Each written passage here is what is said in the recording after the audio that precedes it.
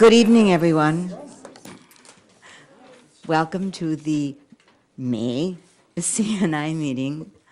Thank you for being here. It's wonderful to have an audience with us this evening. First and foremost, Mary Jo, has the meeting been posted? Yes, it has. Thank you. Okay, are there any citizens in the audience that would like to address the board? Okay. Hearing none, then we'll move forward with the agenda. First of all, we'll approve the minutes from the April 1st meeting. It's not a joke, it's a for sure. Okay, we've had a motion to approve the minutes. Is there a second, please? Second by Mr. Baumgart. Any questions, concerns? Okay, hearing none, then the motion has been passed? Or do? Yeah. Okay. How many people are in favor of it? Aye. Opposed? Thank you. I didn't think it was necessary to take roll call for minutes. Not this time, anyway. Okay. We have bright lights this evening, and I see many young people in our audience, and that brings great joy. Middle school dual language program. Ryan, would you take us into that, please? Hello, good evening. I'm going to just introduce quickly Dee Garcia, and she's going to take us through a great presentation. We have a lot of special guests here tonight to help us celebrate what's happening in the dual language program at the middle school. Great. Thanks for having us back again. We haven't seen you in this capacity since about October, but I'm really excited to bring to you once again what I think is a jewel in our district, which has been supported so thoughtfully by you all in building dual language. Next year we'll have approximately 1,000 students who are participating in a dual language program from 4-year-old kindergarten to 7th grade. About 20% of those students are coming into the program as a choice because they wish to become 21st century learners who are bilingual, who have skills in multiculturalism and can cope with global issues. We are pleased to offer our elementary program at Banting, Blair, Higher, and Bethesda. Thank you, Mary Jo. And our middle school programs are offered comprehensively at Horning, Butler, and Central. As you know, becoming fully bilingual, biliterate is a 7-year process. Our move into the middle schools now provides that pathway for all of our students to have a 7-year comprehensive experience. And what we're finding is that our student achievement data is absolutely what all of the researchers said it should be. Our students are performing at or above their peers, and we're very excited to have paved that pathway for them. Tonight I would like to present to you the staff whose practices make the learning possible every day, and I'd like to start with our two administrators, Mark Wagner and Rob Bennett, who are instrumental at Central and Horning Middle Schools in supporting these teachers in this program, these students and these parents in its development. I'd also like to present Jamie Martinson, who is our tireless, fearless coordinator who works diligently in securing a viable curriculum and practices that will lead these students ahead. And then finally, the teachers, Connie Williams, who is a veteran teacher in our district, Alicia Zea, Elizabeth Gould, and Erin Cameron. And lastly, I'd like to thank los padres por venir esta noche a compartir con nosotros el orgullo de sus hijos. Y por nada, me gustaría también presentar a los niños. So without further ado, I'd like to present the children tonight who will be presenting to you some of the uniqueness in what their program has offered them and their pathway to learning. Thank you, Dee.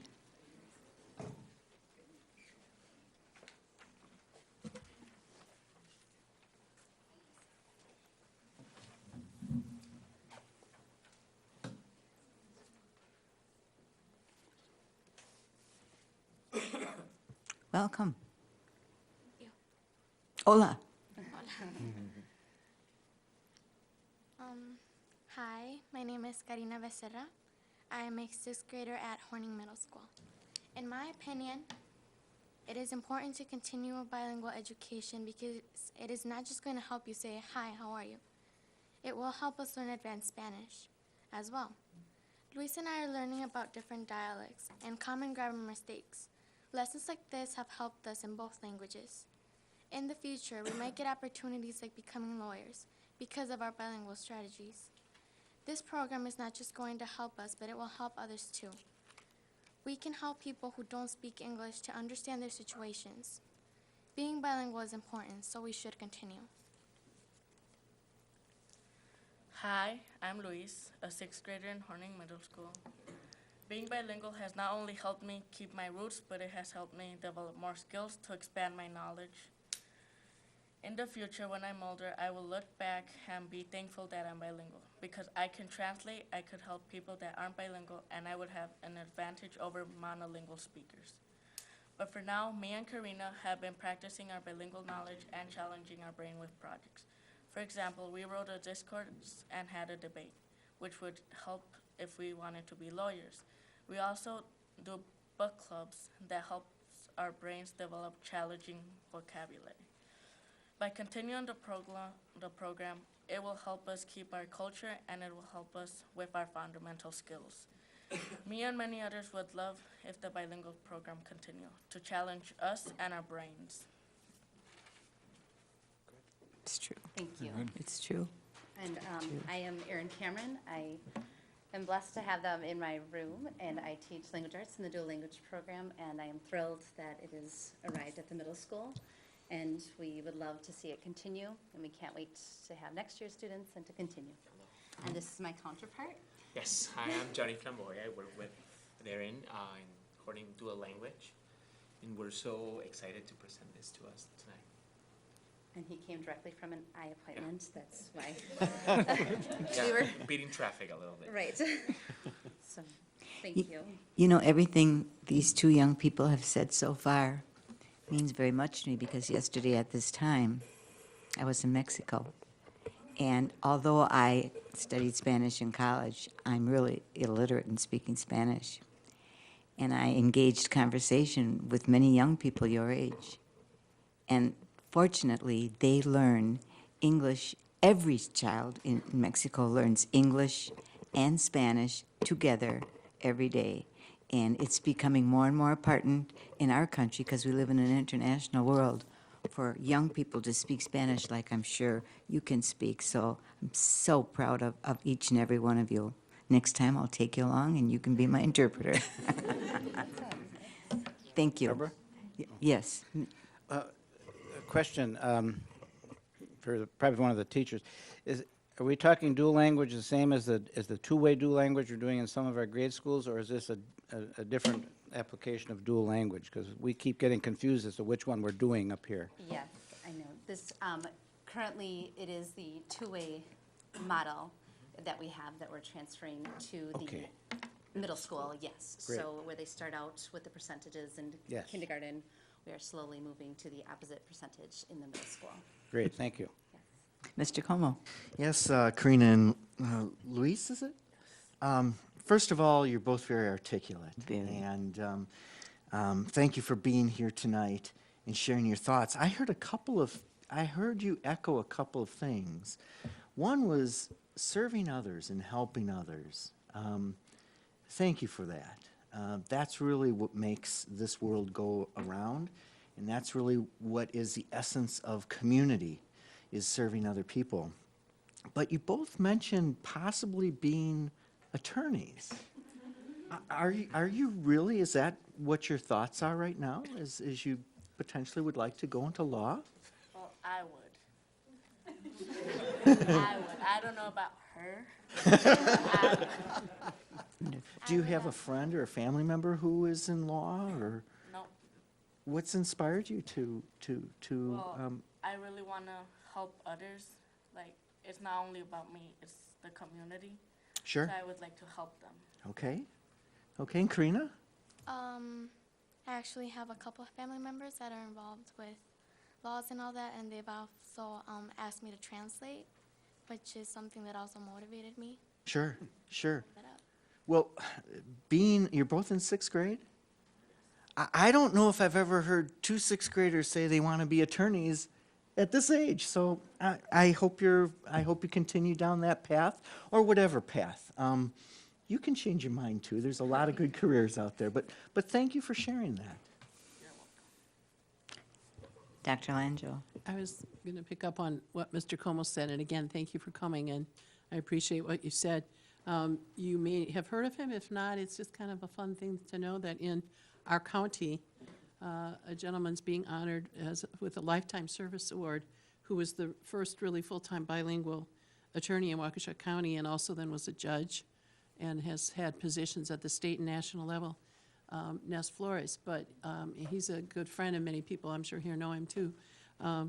And bringing that bilingual quality to the courtroom and to public service is just tremendous. So I encourage you both to, think about that, because it's just a great way to serve society and find fulfillment yourself. So, and you got wonderful role models ahead of you too. Mr. Como? I did have one other thing to ask. What do you find most challenging about speaking two languages? Well, for me, it's the fake cognates, like Right. embarrassed, Mr. Flamboy. What?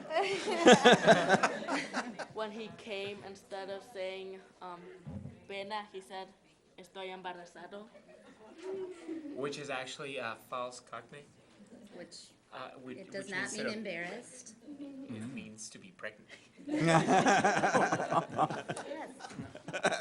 look and sound very similar, but do not mean the same thing.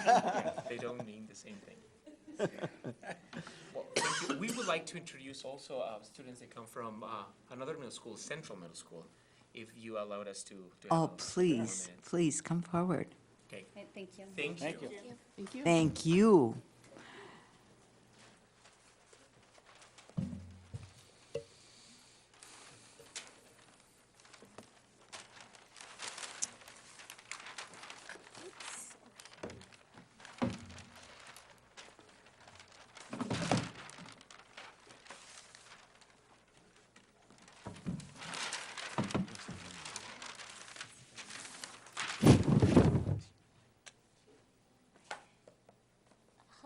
Hello, amigos.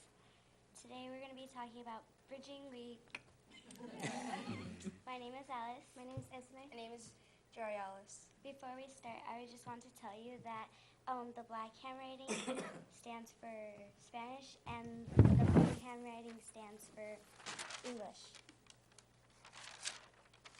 Bridging Week means when we do both languages, Spanish and English at the same time. And we come from 6th grade Central Middle School, dual language.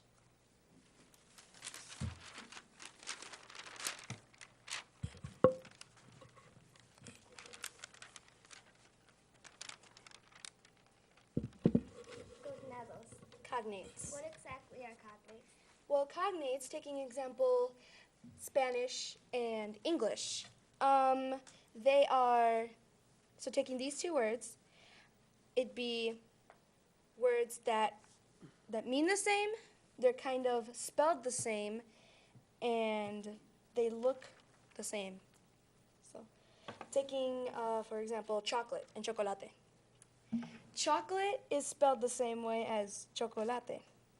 They mean the same thing, but they're pronounced differently. So if we take problema and problem, if we're reading a book in Spanish and we don't know what problema means in English, in Spanish I mean, we can search it up, like try to find the definition in English. Exactly. Thank you.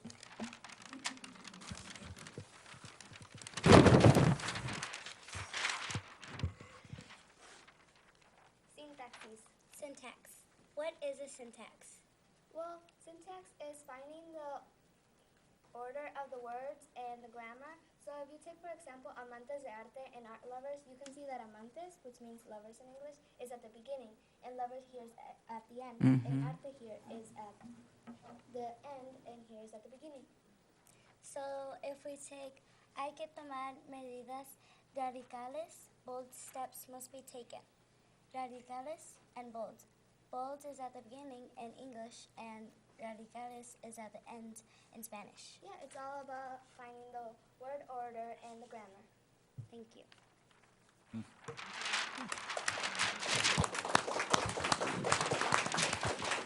What the children did was we read Chasing Vermeer in Spanish. It's a novel. We read it in Spanish, and then during our bridging week, we have a couple days where we extend the literature to the other language. So we bridged from Spanish to English in this case. And the children compared a page of Spanish and English in both languages from that same book. So we took two paragraphs that were translated, and the children actually looked at the translations. They looked at syntax, they looked at the grammar, they looked at cognates, and they also worked on meaning. Because sometimes when you translate things, the meaning is somewhat lost or it's different. And that's part of our process during our bridging week, so that the students really are analyzing at a metacognition level. So it's not the same as any other English classroom in the district, just so that you know. Nice job.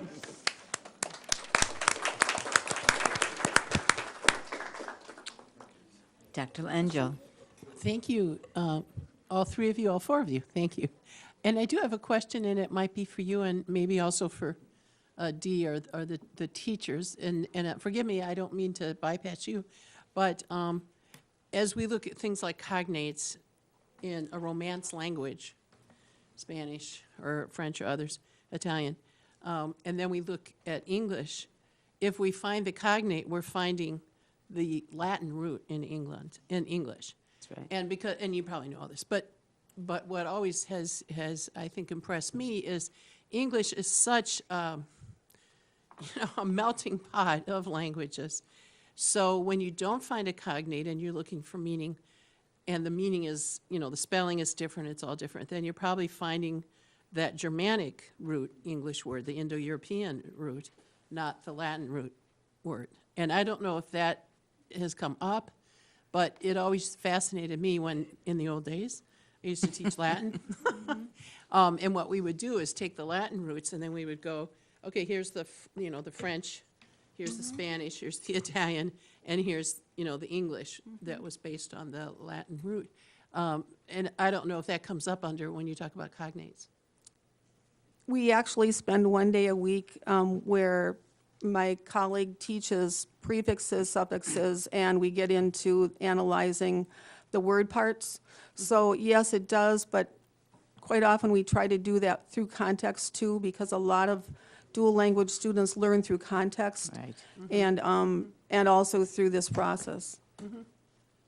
So does that answer your question? Yeah, I don't know if we use German cognates since they don't speak German. Well, no, So, that's not my point. yeah, You're yeah. not teaching German. No, my point is that when you find words where the English appears to be so different Right.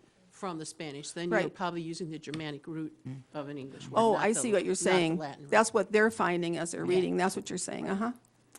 What I found was interesting in speaking with young people, they love to watch American television, even though there's a shortage of it in Mexico, because that's another real good way for them to learn English. So while I was there, I watched Spanish television, and it was not easy for me one bit. But one thing that they do realize, and that we're coming to understand in the United States, is that the best time for children to learn a foreign language is when they're very, very young. And if we would just start that everywhere in our country when kids are 5 years old, we would really, truly have a bilingual country. You agree? Yeah. Yes.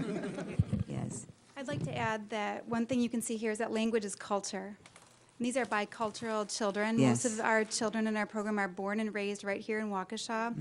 When we look at this syntax where it says bold steps must be taken, that's embedded with a ton of meaning that if you're not from here, that might not make the same kind of sense to you. It might be more of a literal meaning. These students have a tremendous amount of linguistic resources and cultural background, both being Latino Americans as well as being citizens of Waukesha, Yes. that they can now bring to their instruction things that were not possibilities when they were not able to access them at the middle level. So we're very excited that they're bringing all of this knowledge to their learning and personalizing what they're doing in a real communal sense. Thank you, Dee. Questions for the students? Okay. Mr. Baumgart. Are there some more students we're going to meet? Yeah. Okay, I have a question at the end then, Dee. Thank you. Gracias.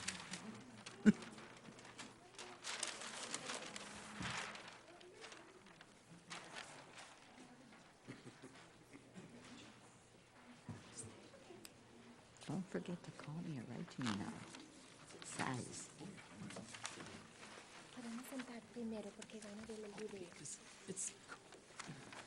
It's sweet, yeah, he put mine here, yeah. Let me make sure.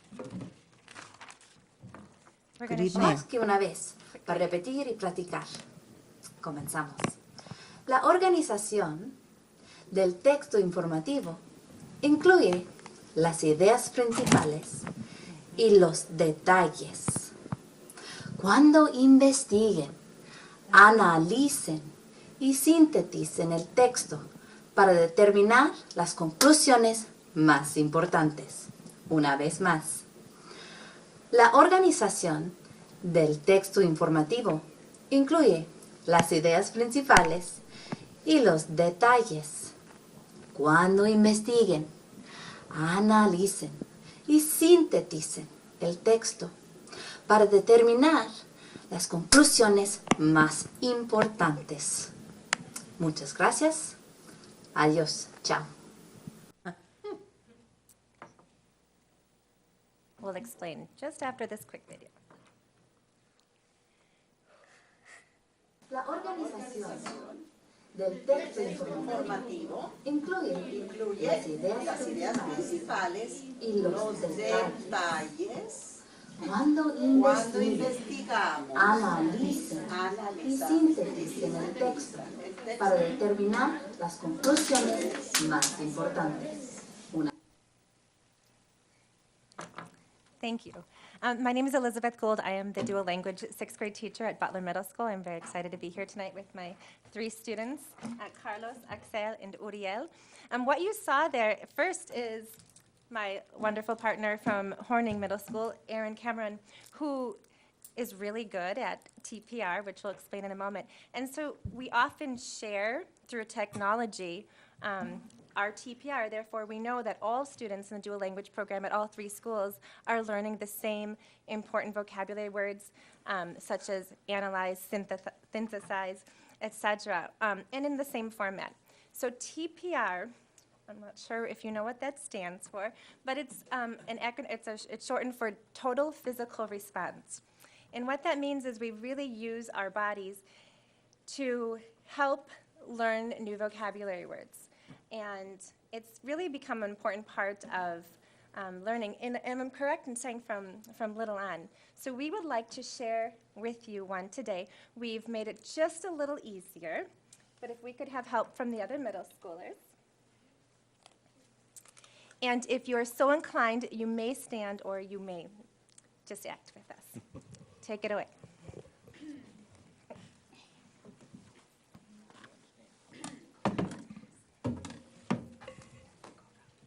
We are going to demonstrate TPR. What are these model 5 words? Era un hermoso día soleado cuando la niña escuchó un canto de aves fuera de su ventana. Ella corrió alegremente a mirar hacia afuera. Could everybody please stand and act out the 5 actions with us? One more time, una vez más. Era un hermoso día soleado cuando la niña escuchó un canto de aves fuera de su ventana. Ella corrió alegremente a mirar hacia afuera. Okay. One more time, if you are so inclined to try to say the words with us. Oh, sorry. Exit. This time, please try to say the script with us as we all do the actions to the 5 vocabulary words. Era un hermoso día soleado Cuando la niña escuchó un canto de aves fuera de su ventana, ella corrió alegremente a mirar hacia afuera. Thank you.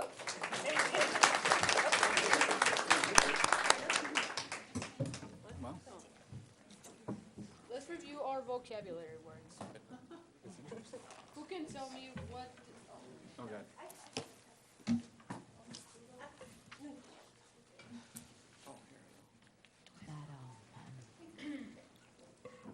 Let's review our vocabulary.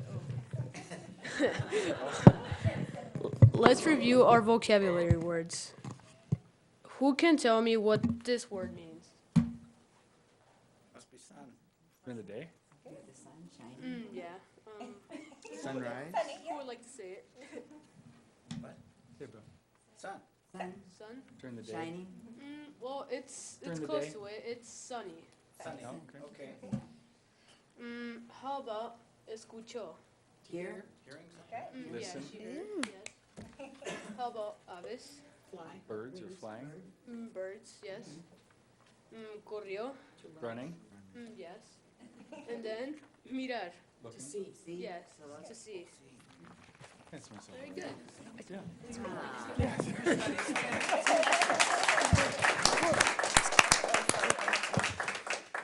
Excelente. These are fairly simple words for sixth graders. However, we wanted to go easy on you this evening. Yeah, right.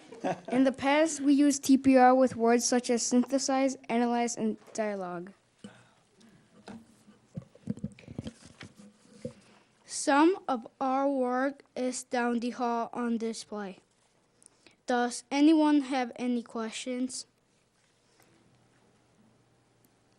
Oh, I do. When you were very young, did you speak English and Spanish or just Spanish? Just Spanish. Just Spanish. I thought so. You've come a long way. Look how well you speak English. Yeah, yeah, let's hear everybody. Yeah. Spanish. I learned. Spanish. Oh, okay. Okay, Uriel. You go. When I was born, I speak, believe it or not, Spanish first, and then I started seeing cartoons to help me in my English, and then when in kindergarten I had problems with talking English, Sure. speaking English, and I learned throughout the years, and I'm pretty fluent now in English, and that's. Were you born in Mexico or the United States? I was born in the United States. Yes. Okay. What do you speak in your house right now? I speak Spanish, mostly Spanish. Yes. Good. In my class of 26, I pretty much have half and half of those who are very strong in English and those who are very strong in Spanish. For the most part at Butler, as a sixth grader we still have a Spanish dominant language in the household. But my students have come so far, and they speak both languages amazingly well, and we learn from each other every single day, and it is such a joy to wake up every morning and to be there. I think It's true. I think the young man sitting next to you wanted to say something to us. He always does. Just kidding. He's our lively one of the class. Do you want to say something? Explain us. Dile que hablas en la casa. I think so. I mostly speak Spanish because my mom doesn't know how to speak English. But my dad knows how to speak English. Are you helping your mom learn to speak English, or is it just not something she wants to do? She used to go to classes to speak English, Good. but not anymore. But she always asks me what does this mean? And Good. Yeah. Good. Well, before you know it, you'll be teaching her English. That's wonderful. Good role model. Oh, this is such a wonderful presentation. Mr. Baumgart. Yeah, I've mentioned before that I had something I wanted to address to the whole thing. In the first group that was up here, I got the impression that some people were concerned about us continuing this program. I don't think you should be worried about that, because it was this committee that said, if we're going to do the dual language, and it was highly successful in our elementary levels, then we need to do something to make sure that exists through the middle school. So I just want you to know that we are glad you're starting it and doing it, Dee, and congratulate on that. And rest assured that we want this to happen. So feel good about that. But I appreciate immensely you bringing this to us so we could see the benefits and the fruits coming from it. Thank you very, very much. Thank you. Dr. Angelo. Thank you. That means gracias in Spanish. So nice. Gracias. Love it. I did just want to ask, and I'll ask the three of you, but also maybe the teachers. We were talking before about, as you build your vocabulary, so when you see, aves, then do you talk about things like aviation? So you do then that whole expanded vocabulary.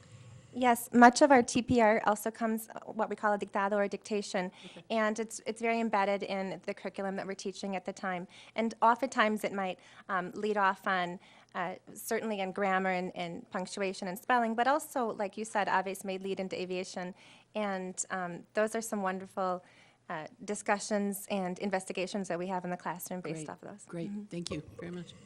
Gracias. Thank you. Gracias. Gracias. Any other questions or comments? Are we going to be hearing from any other students, or is, we are? Okay. No, that was it. That was it? Yeah. That was it, okay. Okay. I just can't describe how exciting this is for these children, for your school, and for our total community, that we learn to live harmoniously together and not have any language barriers. And you're, I think, helping that to happen in Waukesha. And I am very appreciative of what our administration does to make this possible in our school with our very young children, as we should. So we're very proud of you, very proud of each one of you. Always keep speaking your native language along with English. And there's limitless job opportunities for you in the United States for people that are bilingual. So. And outside the United States. Gracias. Gracias.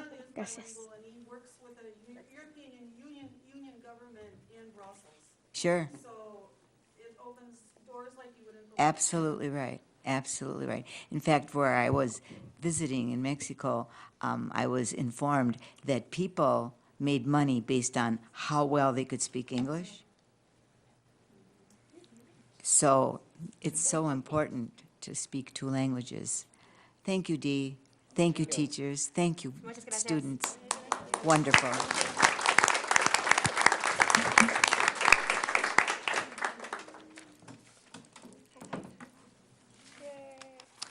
And to think.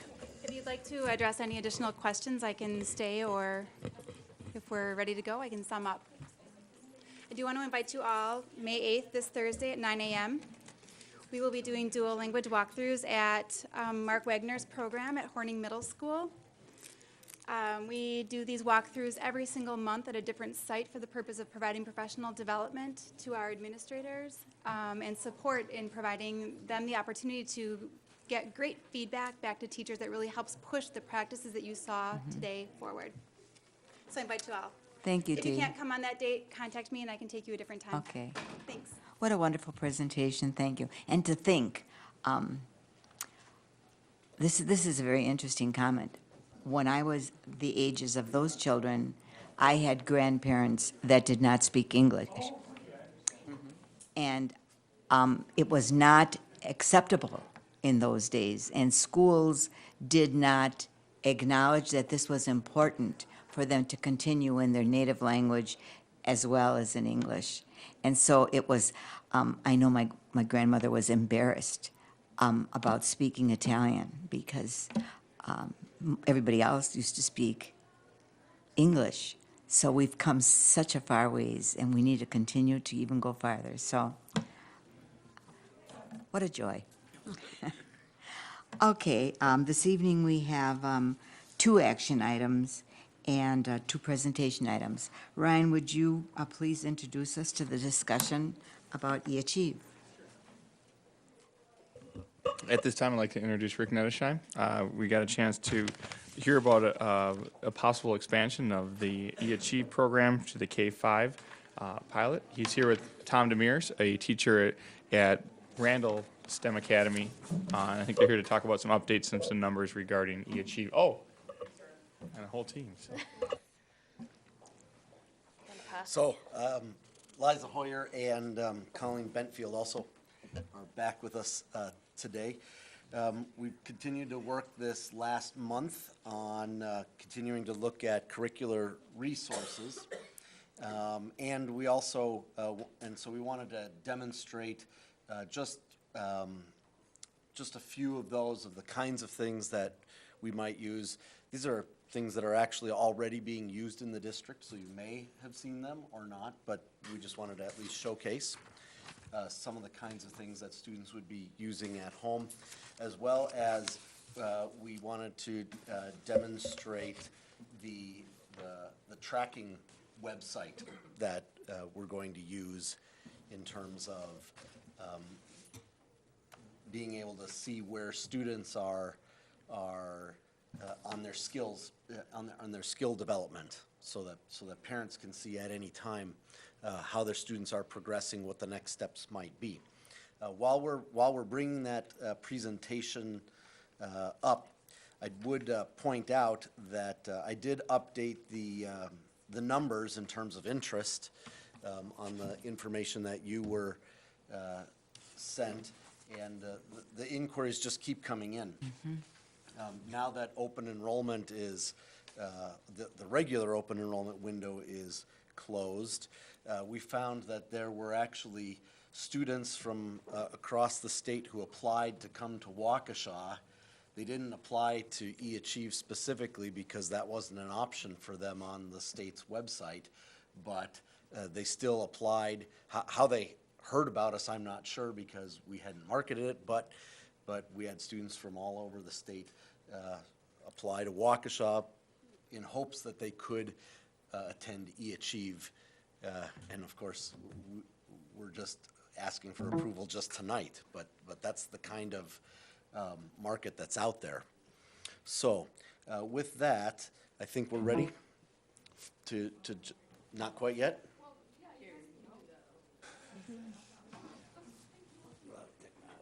Okay. Are we ready? Okay, so we're just going to demonstrate just a few of the resources, and Tom, are you up first? Sure. Okay. One of the main science and social studies resources that we could and will be using is the Discovery Education streaming. A couple of cool things about it, and I use this in the classroom already. Thank you. You can create classrooms with resources, so all you have to do is put the resources in, and just like BB9, you can actually create modules so that the students can go in order of what you would like them to complete. Which one am I supposed to do? Awesome. Like choices.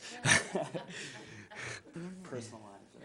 All right. So that's really cool because as a teacher, you can utilize it in many different ways, but as a student,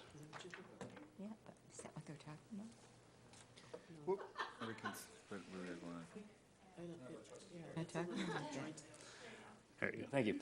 As a student, it's going to be great for teaching research skills. A lot of my students, I call them my little soldiers because they know exactly what to do when they go to Discovery Education, and they can use many different sources. A lot of them like the videos, video clips, but you can also throw assignments on there. There are quizzes to check understanding, and then there are articles and journals that students can read so they can get some of the, they can practice literary reading.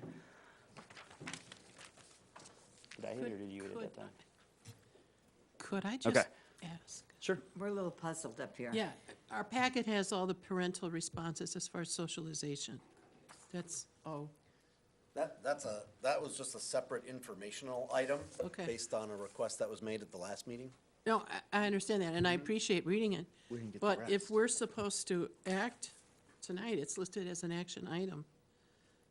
I don't see. And it's entitled Approval of E-Achieve Grade, The Grades K-5 K-5 K-5 pilot. We don't have anything. We don't have anything, related And to so, what and you're I'm talking not quite sure about. how this relates. Yeah. This streaming. So we're real puzzled. Okay. I am, anyway. I guess I'm a little puzzled too.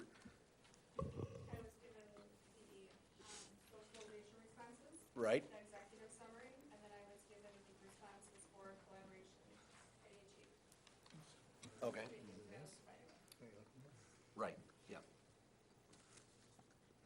So it looks like there's a missing, there were two executive piece. summaries that I'd submitted. One was just informational, and then there's this one.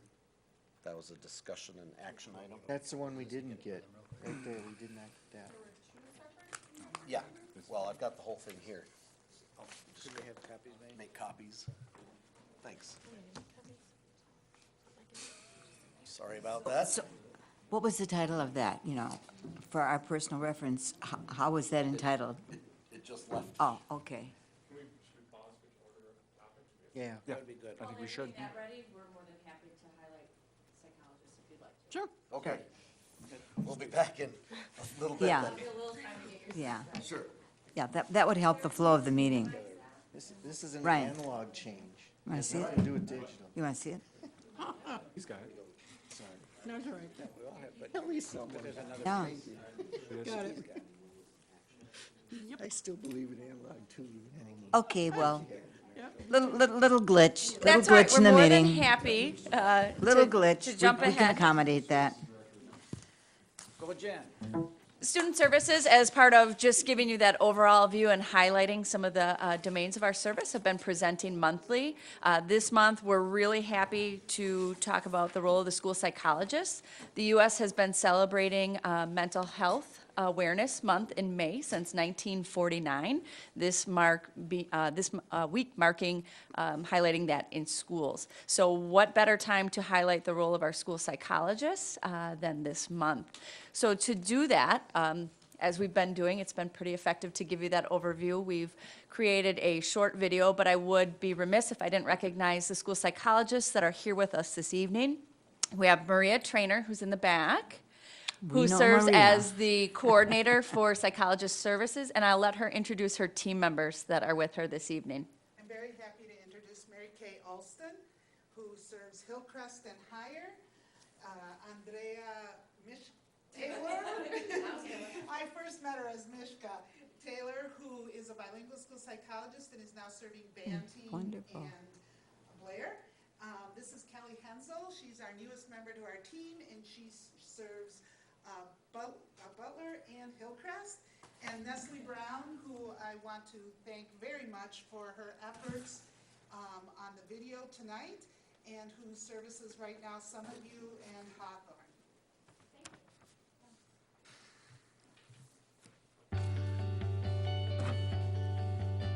I found the school psychologist in the school district of Waukesha to be a phenomenal resource. The coordination efforts and the support they provide for teachers, families, and colleagues benefit students in a positive way on a daily basis.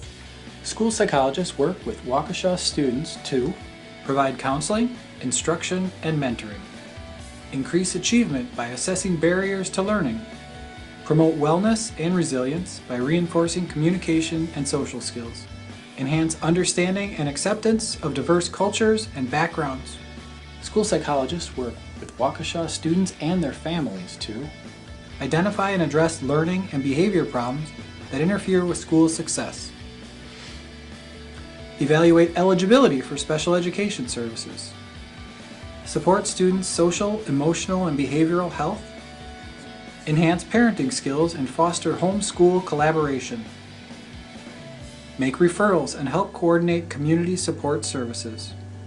School psychologists work with teachers to identify and resolve academic barriers to learning, design and implement progress monitoring systems, Design and implement academic and behavior interventions.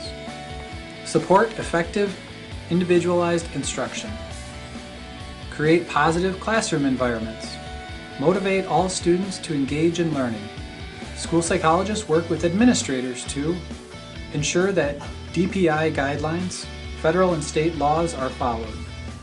We follow ethical, legal, and professional standards as defined by the National Association of School Psychologists. Collect and analyze data related to school improvement, student outcomes, and accountability requirements. Implement school-wide prevention programs to promote positive school learning climates. Promote school policies and practices that ensure the safety of all students by reducing school violence, bullying, and harassment. Respond to crises by providing leadership, direct services, and coordination with needed community services. Design, implement, and garner support for comprehensive school mental health programming. School psychologists work with Waukesha community providers to coordinate the delivery of services to students and their families in and outside of school. Help students transition to and from school and community learning environments. And over the years, I've had the opportunity to work with 3 different school psychologists in various things like signing up for summer camps, putting together my own IEP meetings, going to horseback riding lessons, and believing in myself and advocating for myself to the degree where I feel comfortable enough now to actually, go out into the world and look for a job and feel actually comfortable talking to people as to what I need and how I need it. Well, thank you and have a great day. I am off to work now. I am just so proud to work as part of the People Services team with the school psychologists in my buildings. I just see them as being such a great advocate for students. The psychs that I've worked with have been an integral part of the teams that I've worked on in each of the buildings I've been in. They really do a great job helping us collect the data around academic achievement, around student interventions, and they help us to process, organize, and make that data useful and practical in everyday life with kids. For the past 18 years in the school district of Waukesha, I have met weekly in our student services team meetings with both the school psychologist, the social worker, and other teacher and staff leaders in the building to better meet the children of the needs we serve. So I couldn't live without them and love them.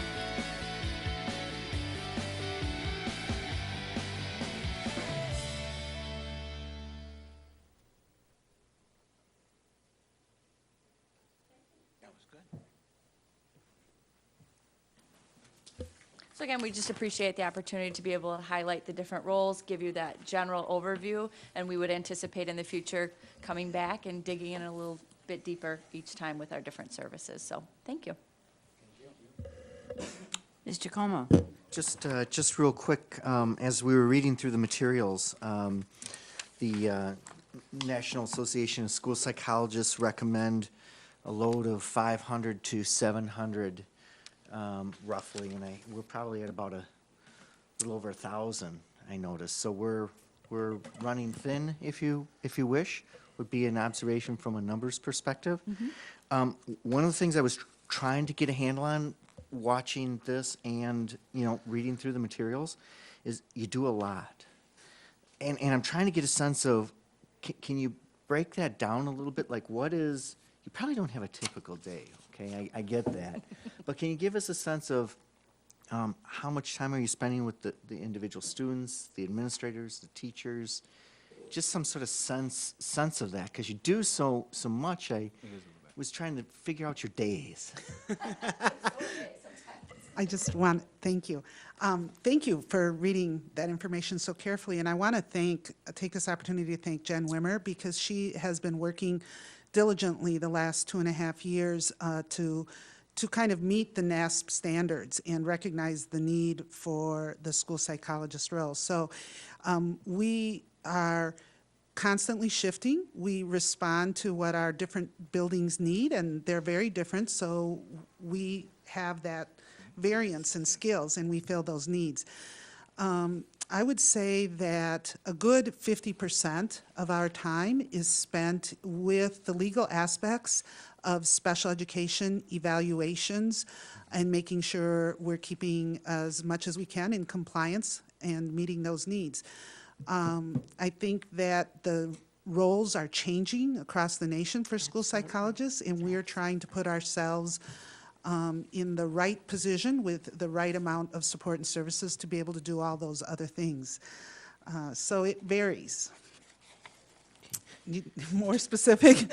Well, I'm just trying to, are you, does each person have kind of an area of emphasis, or are you all jacks of all trades, or jacks and Jills of all trades? Yes, we are. And I want to also recognize that we have a representation of our group here, but obviously some of our group are parents and had other commitments tonight. I think that we are skilled in many things, and there are some of us who specialize. As you know, I specialized for many years in bilingual education, and now Drea is doing that. Some people are specializing in ADHD, but our goal in our department is that at any given point in time, any one of us could step into a position as an early childhood, as an elementary, as a middle school or high school. We want to be well-rounded, well-developed in all of our skills. And we want to have a department that's like that, and we're growing in that direction.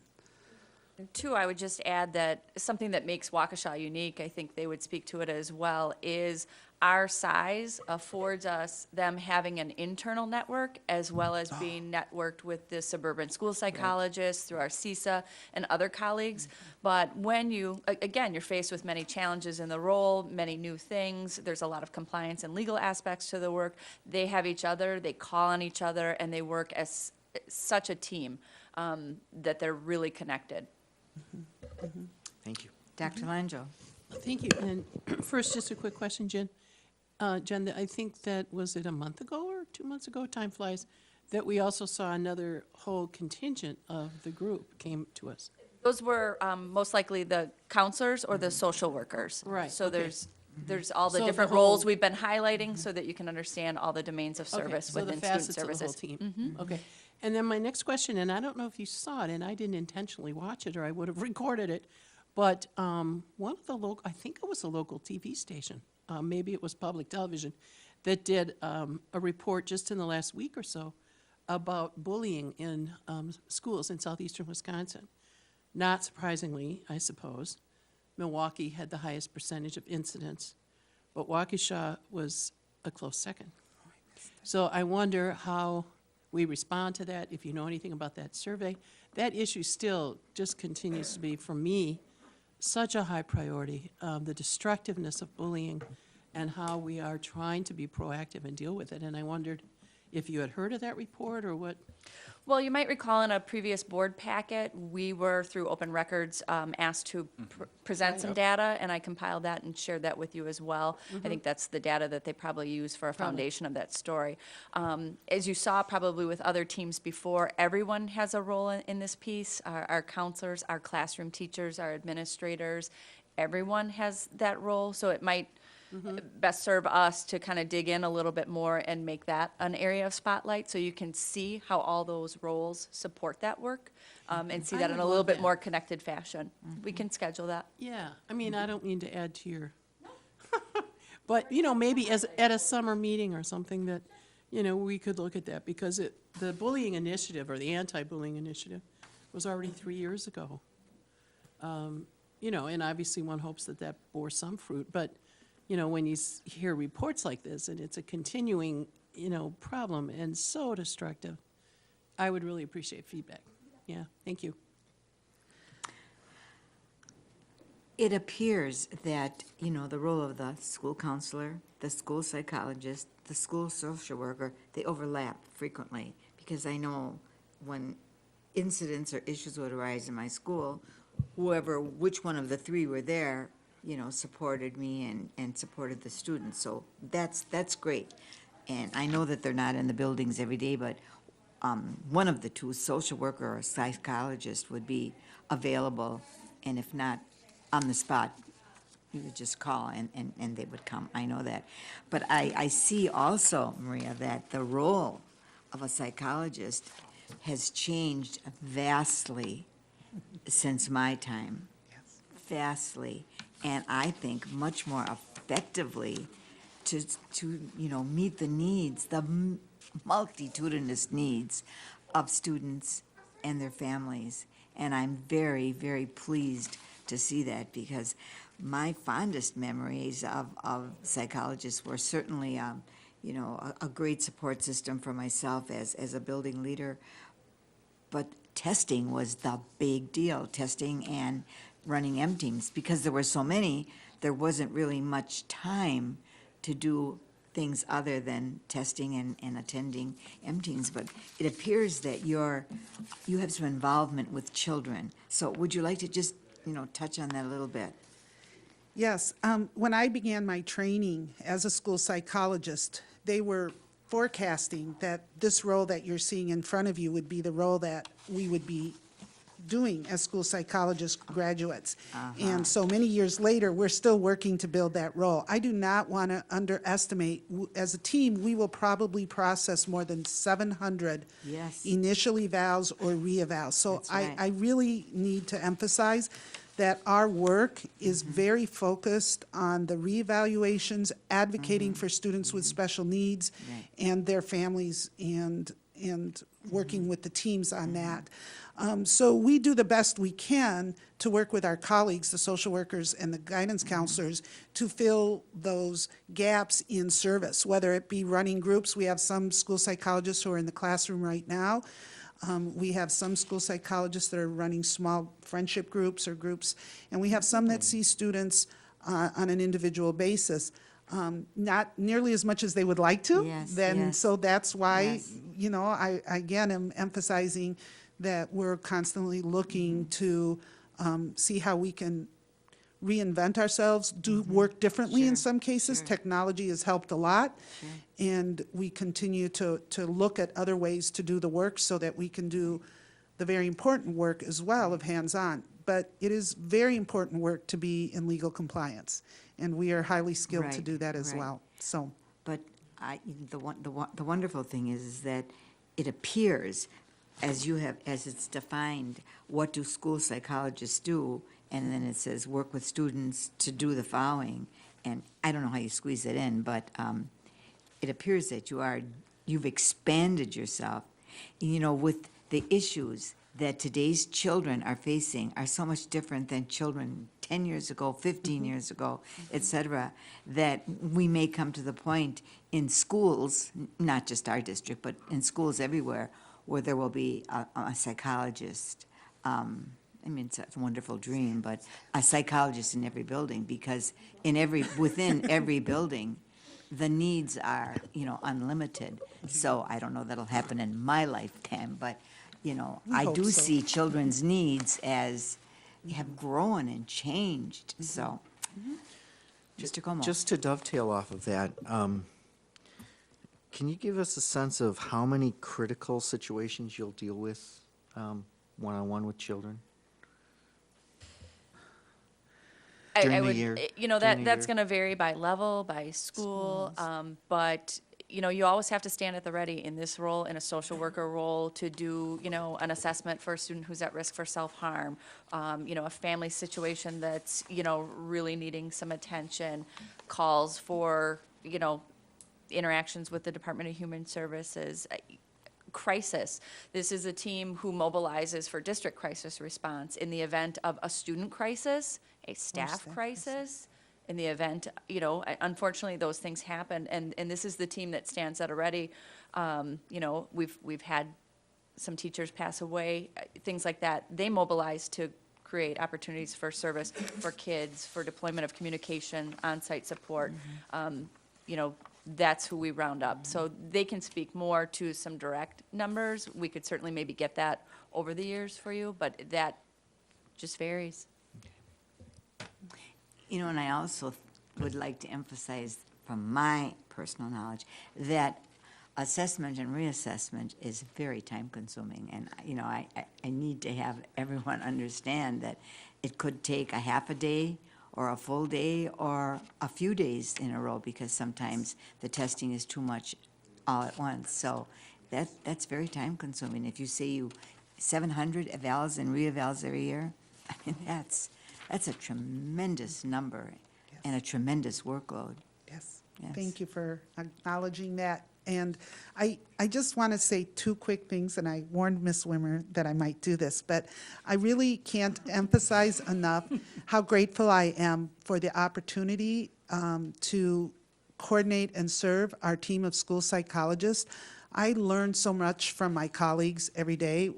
I'm not exaggerating when I say on any given point, our emails will say, who's got this? Who knows this? I've got a student I need help with.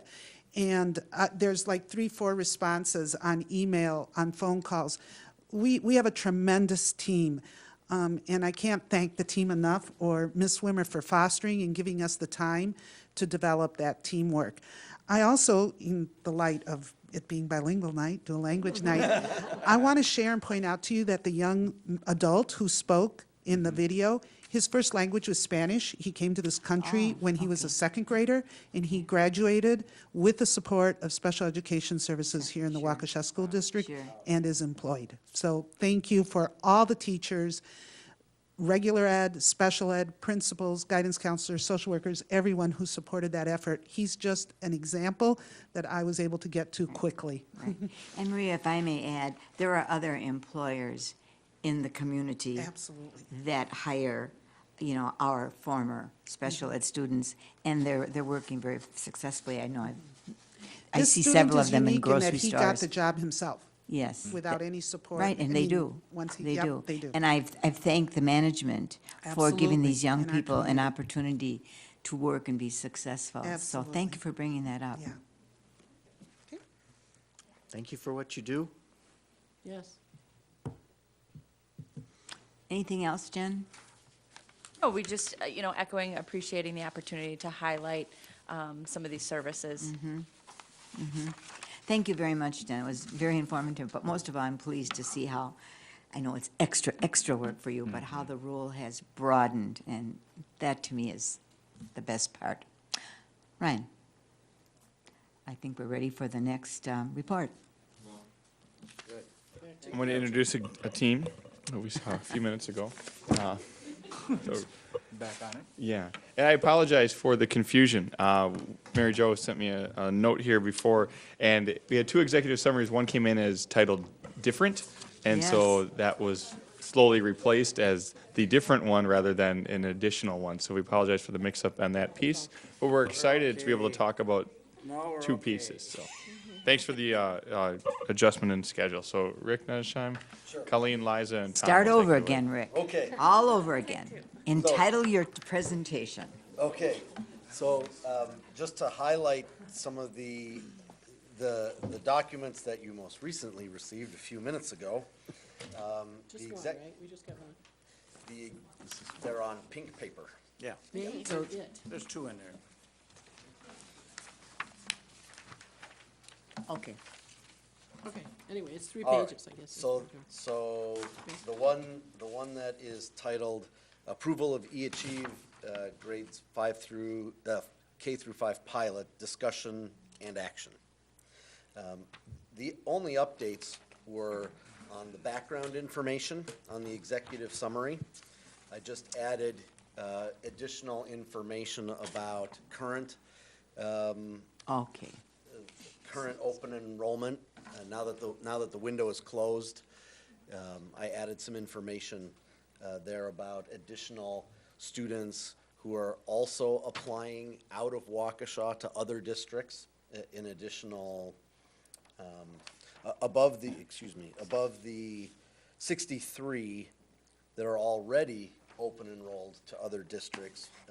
Now that open enrollment is closed, there's an additional 31 students on top of that who have applied to other districts for the 2014-15 school year, which if we had our own pilot, we could reach out to them and reclaim them and say, well, we offer a pilot, we offer elementary at a virtual elementary program too. just because they've open enrolled away for next year doesn't mean they can't change their mind and come back. So I added that information. The document entitled Elementary Grades at eAchieve Overview, again, I added that data. And the only other addition to this document was guidance, which we had talked about at the last meeting, but I formalized that and put that here in the overview. But it is what we had talked about last time, that we would be implementing the same guidance model that's being used in the rest of the district, implementing the same online lessons that are being created for use in the rest of the district, and that it would be, the teachers would be the ones implementing those lessons as part of their courses. And then in small print, the curricular resources by content area, that was my small print version, which was not what was originally intended for you, but that's what I brought tonight. Oh, okay. We greatly expanded the science and social studies section, because that's the one we've been working on over the last month. Can I So- just ask, if indeed this is up for approval, isn't the curricular and the curriculum essential? I can't read it, that's all I'm saying. I mean, if I had a magnifying glass maybe, but Sure. I can't read it, so how Well, important is that to what we're doing tonight? While they are presenting, I could go run and print a larger version. I don't know, I mean, how much does this have to be passed tonight, I guess would be my backup question, as opposed to us all having more time to look and process all of this. It just feels so, Well, rushed. it would, for the families who are interested, we wouldn't be able to do anything with them until June then. So it's your decision if you want to hold off. I don't know.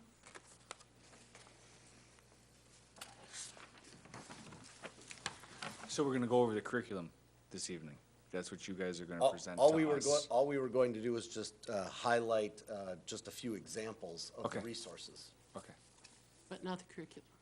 But the majority of it is stuff we already use in the district. Okay.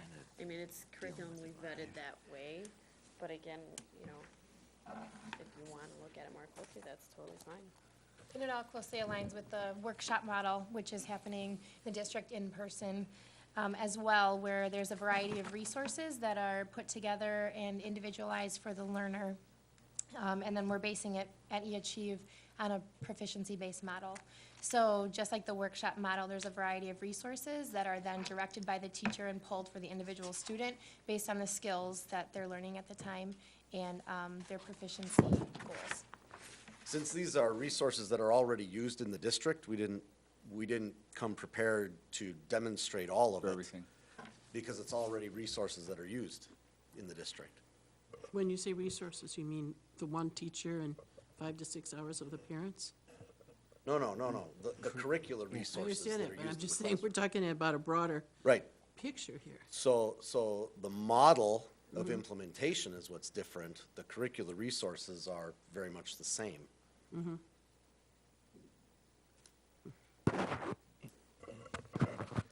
I just wish I could, well.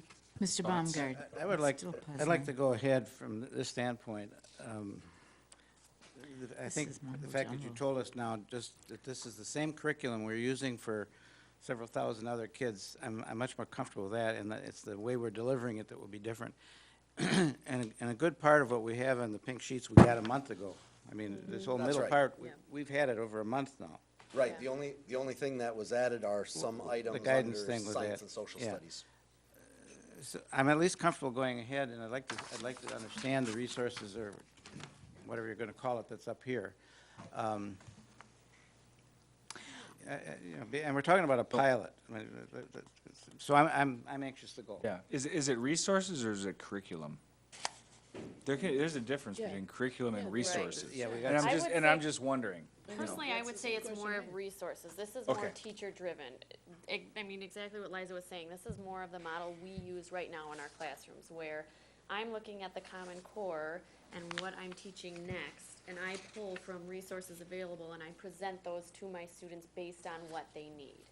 So if I have a child who needs more hands-on, then I'm going to pull from a resource that's more hands-on. If I have a child who needs more video tutorials and things like that, I'm going to do something more in that direction.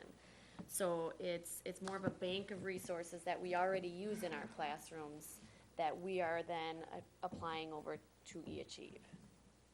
Mr. Como? And I believe you told us that last time. You got to forgive us because we're not in this Right. up to our ears every day. And it is a different model than what we're used to for the brick and mortar school. So I understand the confusion, but you did give us many examples, and you're trying to take us through that last time. And I do recall you saying that we'd utilize a lot of the things that already exist within the district, and that's partially just to keep the costs down. Now, we can go out and buy more things, but why not use things that we already have internally? And the other updates are just pretty minimal compared to last time, right? That's correct. All of the things you presented the last time are still in play. You're looking at is it a 50 student pilot? That's correct. Okay. And was it two teachers? Yes. How many teachers? 2 teachers? Okay. So just some of those high-level things, just trying to, since we didn't have the advantage of the packet in front of us, if you could hit on some of those high-level things, Sure. for me, I would really appreciate it. I'm starting to put some of the pieces back together from last time, but I'm a little slow. Sorry about that. Rick, so basically, we're looking tonight to approve a K-5 pilot in eAchieve, okay? And this middle sheet describes basically what the pilot would look like. That's correct. Okay, I just needed to make sure. Which we've already went over Right. at a previous meeting. That's right. Right, okay. Proceed. Okay, so the rationale and data, we're continually getting requests and inquiries as to when we're going to be offering an elementary program. The guiding principle that seems to make the most sense, especially since we would have students coming from all over the state at all different kinds of levels and abilities, would be to use a proficiency-based model where we ascertain where the student is in reading, math, the other common core skills, and whatever they're ready for next, those are the activities they would be working on next. We would track their progress through use of a Google site that lists all of the skills, and we did bring that to demonstrate for you tonight. Open it up now. Let's hold off on that for just a second. Are we under any time constraints as far as enrollment is concerned? Not as far as enrollment, the real time constraint is families want to make decisions about where their children are going to go to school next year. Okay. So the longer we delay that, The harder it is for them. the fewer students I believe Right. we're going to Okay. get. In terms of the logistics of the program, each teacher would work with 25 students, and the teacher would work directly each week through a regularly scheduled meeting time virtually with the parent, and the students would likely be there as well, to review what progress was made last week, to outline the plan for this week that the teacher created, to answer any questions the parent might have, demonstrate the use of any of the resources that the parent or student might need demonstrated for them, and then the bulk of the daily work would be implemented by the parent. The parent is signing up for 4 to 6 hours worth of time with their student implementing the plan that the teacher created. If we go then and talk about, well, what is the teacher's role in all of this? The teacher's role is to analyze the assessments that have been done, the work that's been submitted, and craft that weekly plan that they're going to share with the family during that weekly meeting. And then, of course, sharing the plan is the second important part. And then the third role of the teacher is to meet with students as needed to demonstrate skills, to give feedback, and those would most likely be in one-on-one situations with the student online, though I could easily see if the teacher is aware that I've got 3 students that need help with fractions, to get them together to work on fractions. And there may be other group projects that the teacher wants to have the students work together in some of the other subject areas as well. In terms of curriculum, we would be using the resources that are already primarily being used in the rest of the district already. That was one of our biggest ahas as we started digging into this, realizing that we already provide loads of digital resources. We just ask the students to come to a building to use them, as opposed to showing a parent how they could use them and then implement them at home from a computer that we provide. Speaking of computers, we would use the same partnership with Milwaukee PC that we currently have. The family would go purchase a computer, although as long as the student remained enrolled with us, we would make a quarterly payment of $100 to Milwaukee PC on behalf of the family. And by the end of the school year, if they bought the base model, which costs $400, the laptop would be paid off in full, and we don't want it back. It's the family's computer. It has to last them for 4 years, though, if they're continuing on with us. In terms of reporting, unless there are any other questions about the one thing I didn't talk about was the finances. By looking at our budget for next year and areas where I could save out of our current budget, we were able to fund the entire program for 50 elementary students without an increase to next year's budget, with the exception of 2 elementary teachers. That I was not able to add into the budget. It doesn't show up here, though, exactly, does it, or does it? I'm just looking at whatever page this is, back of page 4. That would show up, that's really more of a finance and facilities, that's more detailed there. But what you're just saying doesn't show up, does it? No. What I have broken down here is just looking at one class and the finances for a single class. Well, is there a reason we don't have what you just said? About being able to finance it except for 2 teachers? Because seemed to me to be a finance and facilities consideration more than a C&I consideration.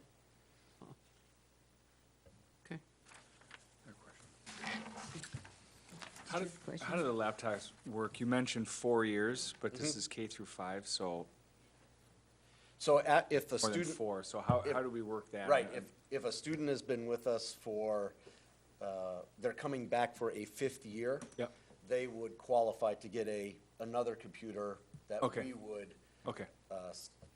That we would subsidize. Yeah, so up we're to $400. Right, so we're anticipating subsidizing 2 computers. Hopefully, the child moves on out of this pilot into the middle school, right? Right. So what happens when they don't? If they don't? If they don't, Then they walk away with the computer? they walk away with the and computer. Okay. 4-year-old computer. No, a 2-year-old computer. Oh, at that point, Yes, yeah. right. Mr. Baumgart? To Ellen's point regarding the budget for the 2 teachers, I guess, is where you're short. Are you proposing to the Finance and Facility Committee that we need that? Yes. You will be doing that at Monday? Well, that would be part of our normal staffing process. I mean, we typically don't come with, Okay. if there are costs involved. Now, But the fact, I guess maybe the question should Right, be yeah. reworded. yeah. Can the district cover those 2 teachers? Yeah, well, yes, and what I have to do is work with Rick on the revenue side of this, because technically, if we do have 50 students, we should be looking at a pretty sizable revenue stream with open enrolled revenues. And I don't know how much Rick has put into that, but when they approached me on this, I thought, well, this should at least be a break even if we get 50 students, because that's going to bring us around 7,000 per student in open enrolled tuition. So, provided they're full-time students. And that's something that I can work with Rick on, but I'm not too concerned on the finances of this one, because I'll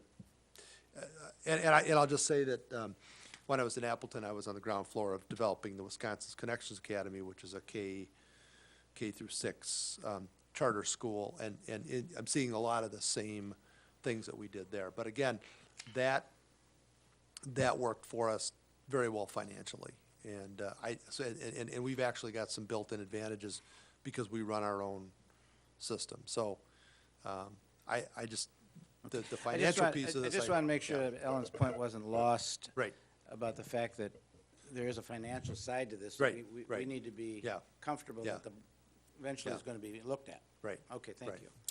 Yeah. Todd, the program you talked about that you were familiar with, was that an online program, or was that? Exactly what, it was an online virtual school. Was an K online, through okay. 6. Okay. And now Appleton has gone K through 12, so where those students may have come to us for middle school, high school, they are staying there. And so to maintain I think a relatively competitive advantage here, I think this is something that we really need to look at. And it is, we have a reputation as being a high-quality online school, so I think it will be popular once it gets up and running. Okay. I have a few questions about, I'm sorry. No, Ellen. you go right ahead. I have a few questions just about the day.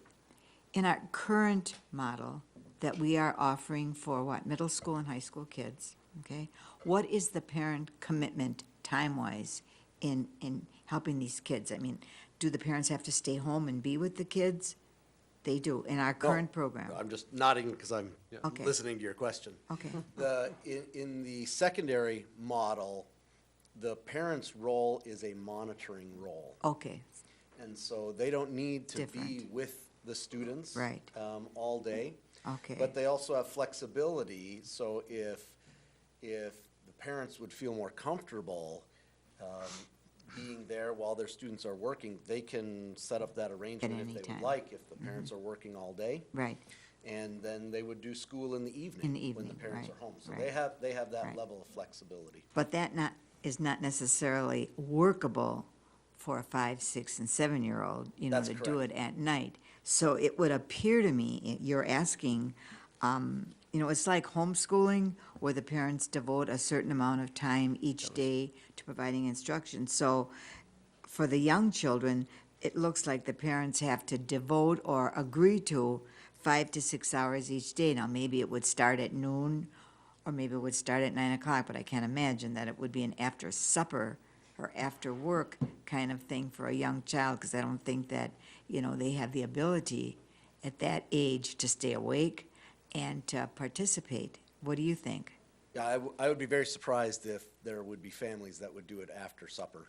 Okay, Yeah, the Appleton model required, the teachers were on from, a normal elementary day to the end of a Right, normal right. elementary day. And parents were expected to be yes, supervising their students during that time. I don't recall any evening work at all, unless it was a Sure. situation where a teacher needed to get a hold of Sure. a parent later on. But I mean, I believe we had a contract that the parents signed that says I will be the learning coach, and I will be available from here to here at the same time our teacher's available. so it's likely that there's going to be a parent home all day.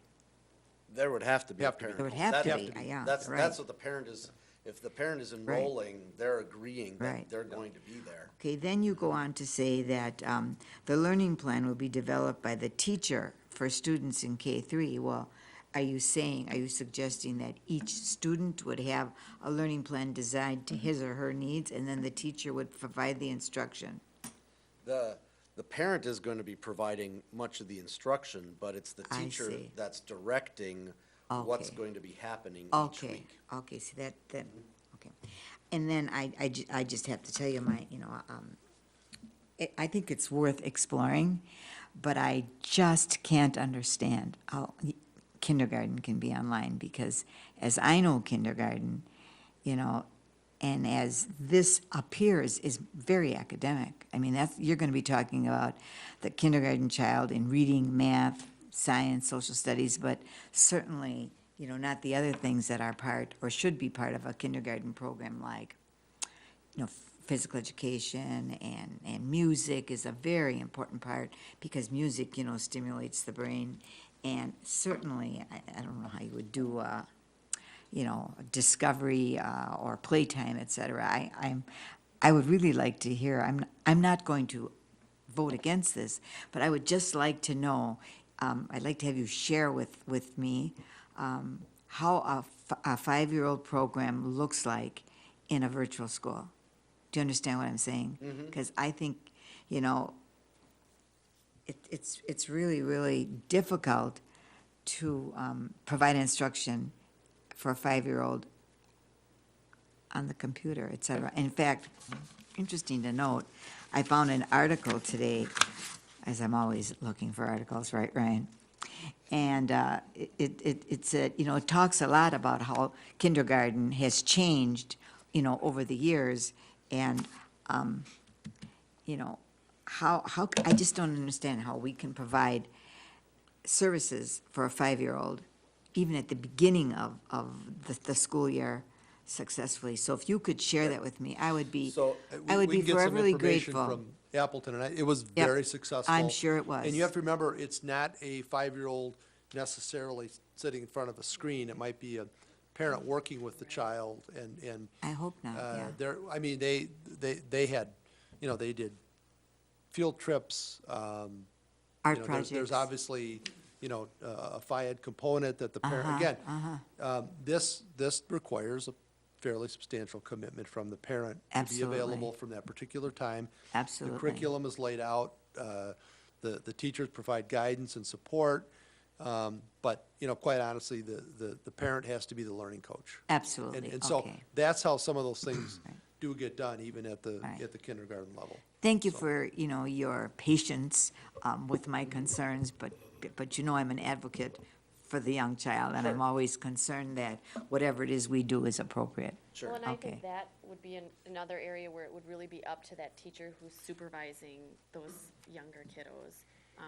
I taught kindergarten before You as did, well. okay. So I feel like it would be, just like when I teach kindergarten, you know, brick Sure. and mortar, I'm, Mhm. you know, informing parents that play is so important, and, you know, reaching out in the community and going to your library and things like that. I think Right, that teacher right. is really pushing those kinds of things that you would do, you know, in any early childhood program. I think it could be successful. So you would be one of the teachers for the young children? I didn't say. Oh, you don't know? Could, but yes. But I think it would be up to that teacher to really. And we talked about, you know, if you know, someone's going to be teaching kindergarten, that they're kindergarten certified. Thank you. And understanding what that looks like. And it actually allows the flexibility and opportunity for the parents to take their children into these experiences that they don't get during the school day, because Sure. it could be one parent with one child Sure. who, you know, the parent knows this child better than anyone else, saying, I acknowledge this is the way you learn best. I know you're curious about this. Let's work with the teacher in these individualized learning plans to incorporate those interests, those abilities and strengths of the Okay. students in these learning plans. So I think, you know, with a committed parent and a great teacher facilitator, that this could, in fact, meet the needs best for a child at an individual level. Well, thank you for that. I mean, if there's going to be a person who knows about, you know, early childhood learning theories, et cetera, I'm completely at ease. Thank you. Dr. Langell. Well, thank you very much. I remain really very concerned. I have felt like I and the committee monitors in, I think, hopefully a positive and constructive way, the 6 through 12. But then we're dealing, obviously, with a whole different clientele. So now we're looking at K-5, and I really do have very serious concerns. One is the teacher, you said, and stop me if I'm hearing you wrong, should meet a half hour each week with each student's family. So that would be arguably 12 and a half hours each week. So 2 full days are just family meetings. Correct. Okay, so then how does the teacher also teach the students during those remaining 3 days? Right, so the teacher has flexibility if they need to do a 15-minute lesson demonstrating some skills that the parent had tried to implement and it just wasn't working. The teacher can schedule that time with the student if that's what's needed during the week. I thought you said it was mandatory. A half hour for each family. It is. I'm each talking week. about outside of that, if there's Okay. additional instruction that there just needs to be clarification, or some students need to some extra support than what the parent can provide in their 5 to 6 hours that the parent is doing. Then you also said something, and I saw, I don't know whose face it was over there light up, and then all of a sudden, just like me, sort of, be crestfallen. But you said something about meeting the teacher and the student an hour, but then you said, oh, virtual. So do you see the teacher, because you're talking about all over the state, Right. is the teacher going to ever meet the student? There's a good chance they may not physically meet. Right. Oh, boy. Okay, so much for teacher-student interaction then. It's all electronic, right? Yeah, it's a fully virtual program. Right. And hopefully the parents are real, not virtual, right? Well, the teacher's talking with the parent every week. I know, but I'm just, I mean, if these are people who homeschool, great, because obviously they already have a commitment to be at home. But if this is a family, and I guess Todd will tell me from Appleton, they were able to monitor it, where the child has some sort of in-house daycare, because a father or mother or single parent or whatever has to work half a day to support the family, how is that monitored? That there is, I mean, it just seems to me to be a real difficult problem that when a student is in a brick and mortar school, at least they have human contact 5 days a week. So I guess that wouldn't be any different than a family hiring a nanny, and the nanny brings the student to school and then works with the student after school. Oh, it's very different, because then that student would be in school all day, right? And this student is not. This student is at home with either a parent or a nanny or a caretaker, and not a real teacher, a virtual teacher. As long as the student is learning. Really? And That's, progressing. huh. So That's- forget the human interaction as long as they're learning. Well, There's I human think- interaction with I'm not sure where we're going with this Well, conversation. I'm just sorry. worried about this whole virtual thing, because I don't know how we monitor it, that the student actually gets to interact with a teacher, and it just seems like everything is electronic. It would be a same situation as a homeschool, and that's primarily that the people that are interested in this, those that are going to keep their students home for education regardless. Okay. This is more of a support, unlike, it is a little different than the secondary one, because that is the actual instruction. This is more of a support to the parents who are going to keep their kids home from Ideally, home that sounds school. perfect. And But I'll be honest, that's there ideally. is a way to monitor it, and we can, they do have regular contact with the parents, and I was not aware of my years in Appleton where, they brought in a daycare person or nanny, whatever, to take care of that. Typically, those were parents. I don't ever remember having an issue of that nature. If there was, quite often we would see them go back to their brick and mortar school, or sometimes they would just, go back to regular homeschooling. But it is, we are able to monitor that, we were able to, and I don't remember a lot of issues, because if there were, they typically then went back to their brick and mortar schools. So there was drop-off during the year, but it was primarily because So the a online parent didn't work for the parents. is really saying, one parent or caretaker, presumably a parent, I will not work outside the home. I mean, that's basically what they have to be saying. Absolutely, that's correct. Okay, did they Yep. sign something to that effect, or we just That honor that? they had an agreement with us in Appleton, and I'm assuming Yeah. Rick would have the same kind of Okay. parent contract. Okay, so that's very- part of how you yeah, monitor it. Yeah, yeah. I mean, very similar to our athletic code, where we ask the parents to sign off that they understand that they have to do this and their student has to do this. We would have the same, hopefully the same thing at the elementary level. Right, we already have an enrollment agreement that parents sign off at the secondary level at Achieve. We would have an enrollment agreement that the parents would sign off on for elementary as well. But it would be very different. Right, it would talk about you need to be available to provide 5 to 6 hours of instruction each day for your child. Physically available. Yes. The parent can't be at work and virtually communicating with the student. We Right, would that's write in, the parent has to be available. They have to be there. Have for to be supervision. physically there. Yes. Okay, well, Yes. that's something I was Yeah. trying to get at. I think if it would help, I mean, if you're able to approve this, so Rick can begin signing up parents with the understanding that he would come back to the next CNI meeting, or maybe it's a workshop meeting to kind of go through some of these issues, because I'm feeling that there are some concerns, and I think he could bring back actual examples of how it's going to work. Maybe that, also that parent contract, some of those Yeah, things to help that'd put be- your that would be good. mind at ease, and maybe some additional curriculum information. It was a very positive thing in Appleton. Again, it's not for everyone. Right. It's not. Sure, Right. We had much slower enrollment at that level than we did at high school, because so. obviously those students were more self-sufficient. But I think, it would be good to help put your mind at ease on some of these issues at the next Yeah, I agree. CNI meeting. I He could agree. begin the enrollment process. You always have control over curriculum, and if it takes all summer to get some of this stuff through, that's, But don't you think, Todd, that when these people sign up their kids now Yeah. for 5-year-olds, that they want to know, what does it look like? And if we don't have anything in black and white, I don't know, there's nothing we can send them that would describe a 5-year-old program or a 6-year-old program, right?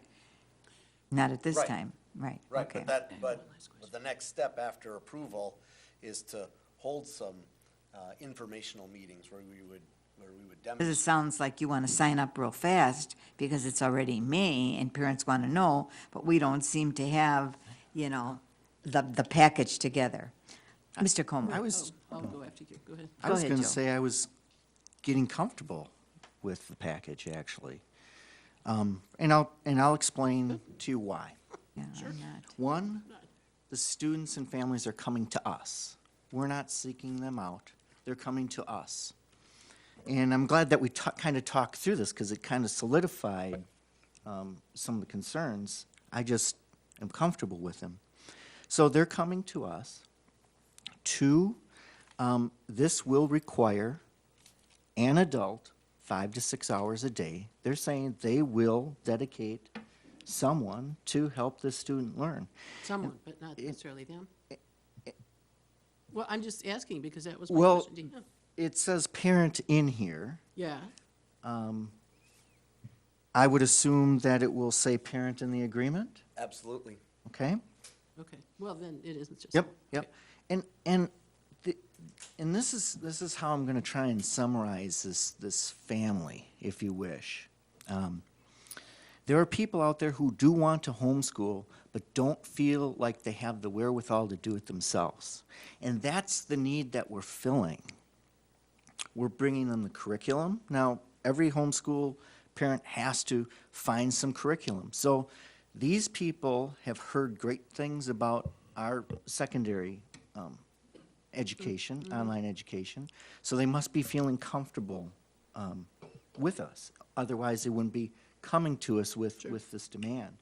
The demand is there already for the pilot of 50. And it's not like we even have to go out and broadcast that. So this is going to fill pretty quickly. We think, yeah. Yep. Yeah. And I'm actually fairly surprised that it's taken this many years for us to get to the elementary level. That's just a personal opinion. But really, I think this is filling that crux for that family that can't quite do the homeschooling themselves, and they need the expertise, and that's where I think, that's where the greatest fit is. Those are the people that I think are going to be coming to us, and that's where I became comfortable, at least with the fit of the family. I also heard a few other things that started at our last meeting that allow me to be comfortable here with this. We're using our resources very efficiently. The things that we can apply from the secondary e-achieve and bring them down to this level, we're doing. But we know that secondary versus elementary primary students are very different needs. So we've hit the primary. I think the biggest difference is you don't have that independent learner yet at the early age. That's right. But we have come up with a way, I believe, and we're not the first ones to do this, to manage that in getting that dedicated adult, to be really the teacher, if you wish. We're not really putting out any money for extra curriculum, buying somebody else's curriculum. We have a lot of resources available internally, which I think these people feel very comfortable. This is a natural thing for them. It's it might not be natural for what we normally talk about with our typical curriculum and instruction and what we're approving, but and when I look at their faces, they're like, correct me if I'm wrong, like this is just habit to you, and this is just comes natural to you, and it's part of what you do, and you know, forgive us if we don't understand that. Again, we don't live the online teaching at all, actually. And then what I heard from a financial perspective is we're probably going to break even with the open enrollment dollars that we'll bring in. But what I heard was that Todd was comfortable with as we go through our budgeting process, our natural budgeting process, that this will be very easily slid right into our process of approving the HR side of things. And again, if we weren't getting the open enrollment revenues, I'd be going, whoa, that could be a pretty big expense. But I think the majority will be offset there. So it's not like we're going to be hanging with a large number. So with those things, I was starting to get pretty comfortable with and believe that this team is actually ready to move forward. I would hate to have another month go by and have maybe 50 excited families maybe look elsewhere and start to sign up elsewhere, because they can do that right now. Is that correct? That's correct. And how many other elementary schools are there available in Wisconsin for them to choose from, roughly? Oh, probably about 20 other virtual elementaries.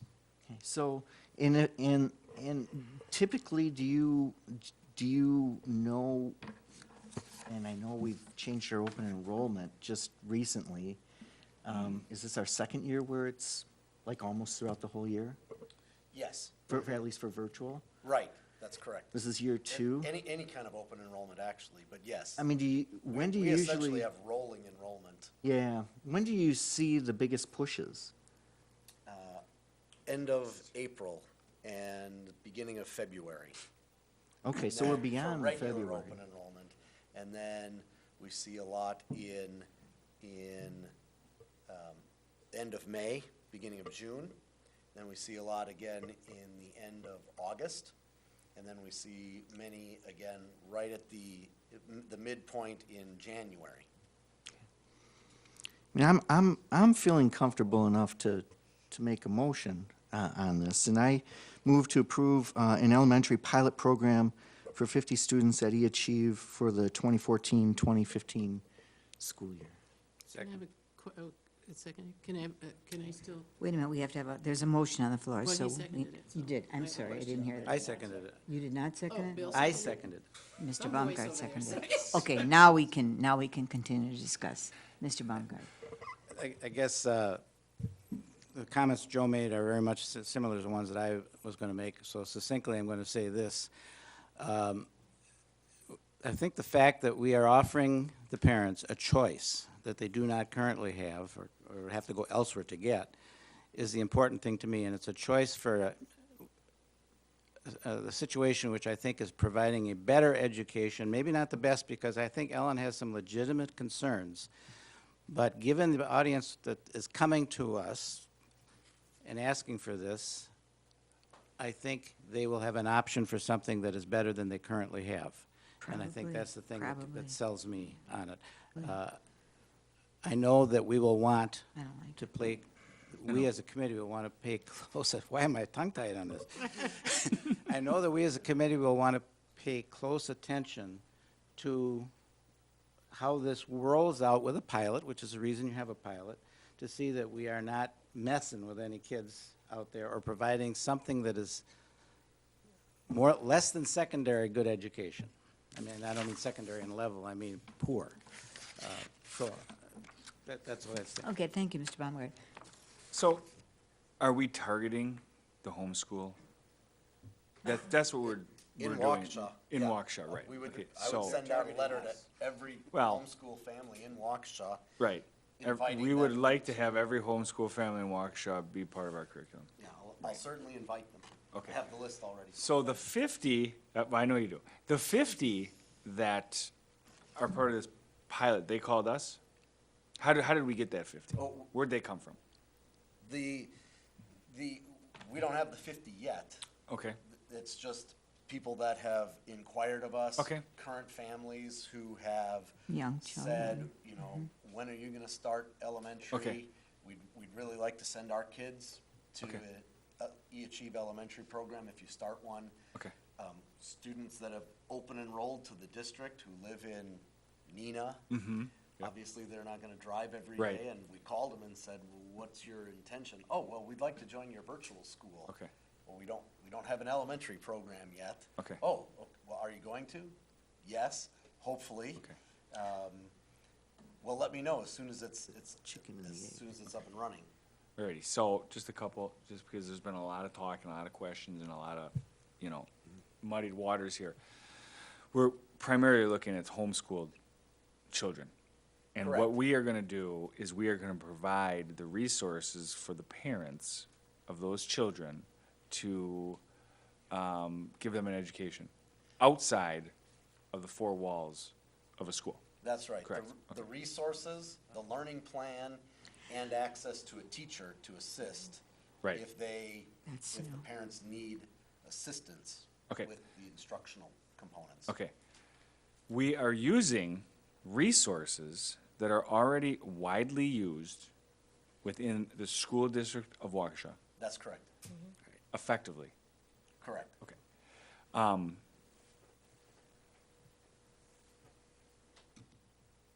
I guess that's all I have. I mean, that's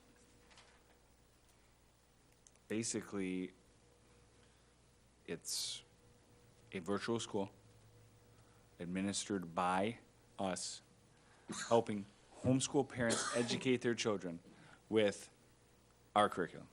That's correct. Okay. Okay.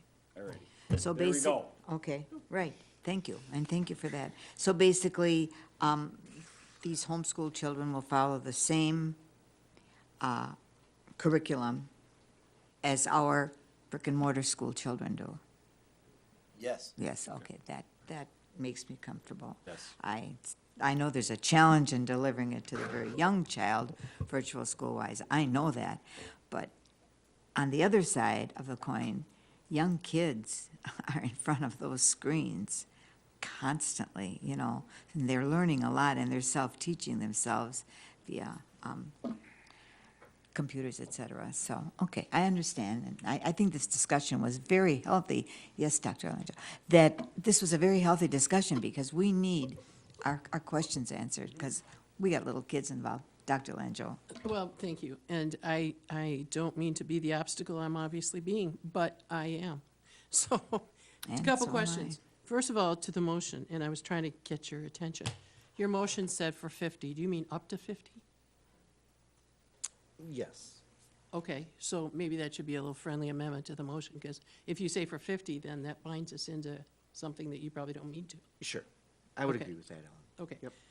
Then my next question, which I think is really substantive, I think, and sorry, but it hasn't come up. We're calling this a pilot.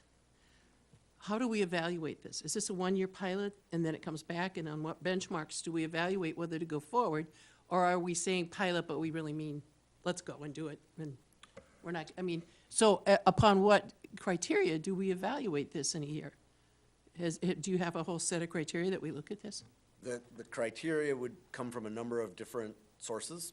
Yeah. It would be the progress of the students, how much progress they made from the beginning to the end in the grade level Common Core benchmarks, and also parent surveys, parent satisfaction surveys. Can you give us those benchmarks?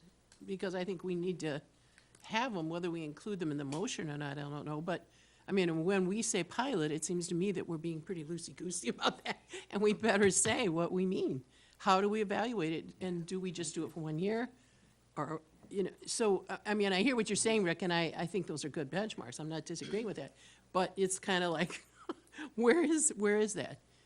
Because this is a pilot, and so what we're saying is, okay, go ahead for 1 year, and then we'll evaluate it, right? Right, so this is just a pilot for 1 year. Yeah. And then we would come back and ask for approval to move off of pilot status. Mhm. The benchmarks are just the established Common Core skills.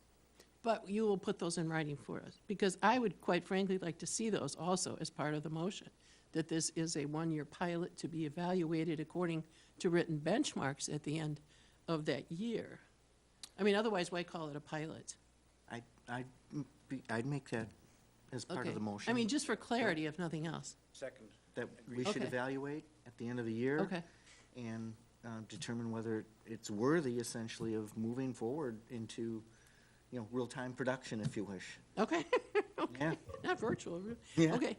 Okay. And just lastly, I want to thank Mr. McCaffrey and Mr. Baumgart and Mr. Como, because I think that you're tying this into the homeschool reality is real helpful, and I appreciate that. So thank you for being receptive to my amendments, but I also thank you for providing that clarity, because a parent who's committed to homeschool should also be obviously committed to this.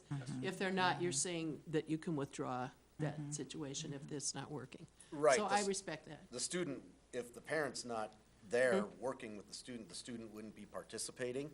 Mhm. And then we would return them back to their resident Okay. school, just like we do at the secondary level. Okay. Okay, I have one more question. Will the evaluation be student evaluation and program evaluation? Because I think you need both facets. Yes. Yes, okay. Just a quick question. The benchmarks that the students will be evaluated on will be the same benchmarks that Yes. we're using in the brick and mortar schools of the school district of Waukesha. That's correct, Okay. which is the Common Core Yeah, benchmarks. right, exactly. I just wanted to make sure that was out in the open, that there will be no different benchmarks for the virtual K through 5 school. So now you can go out tomorrow, if this passes tonight, and it looks like it will, you can go out tomorrow and contact all these people and say, we're going to run a pilot.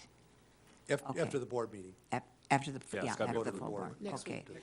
All right. Joe, would you please repeat your motion? It's been changed a little bit, but let's Yes, see it if I did. can. Yes, it did, and we So, need to get it correct. Approve an elementary pilot program for up to 50 students at EAchieve for the 2014-2015 school year, with an evaluation at the end of the year to determine whether or not to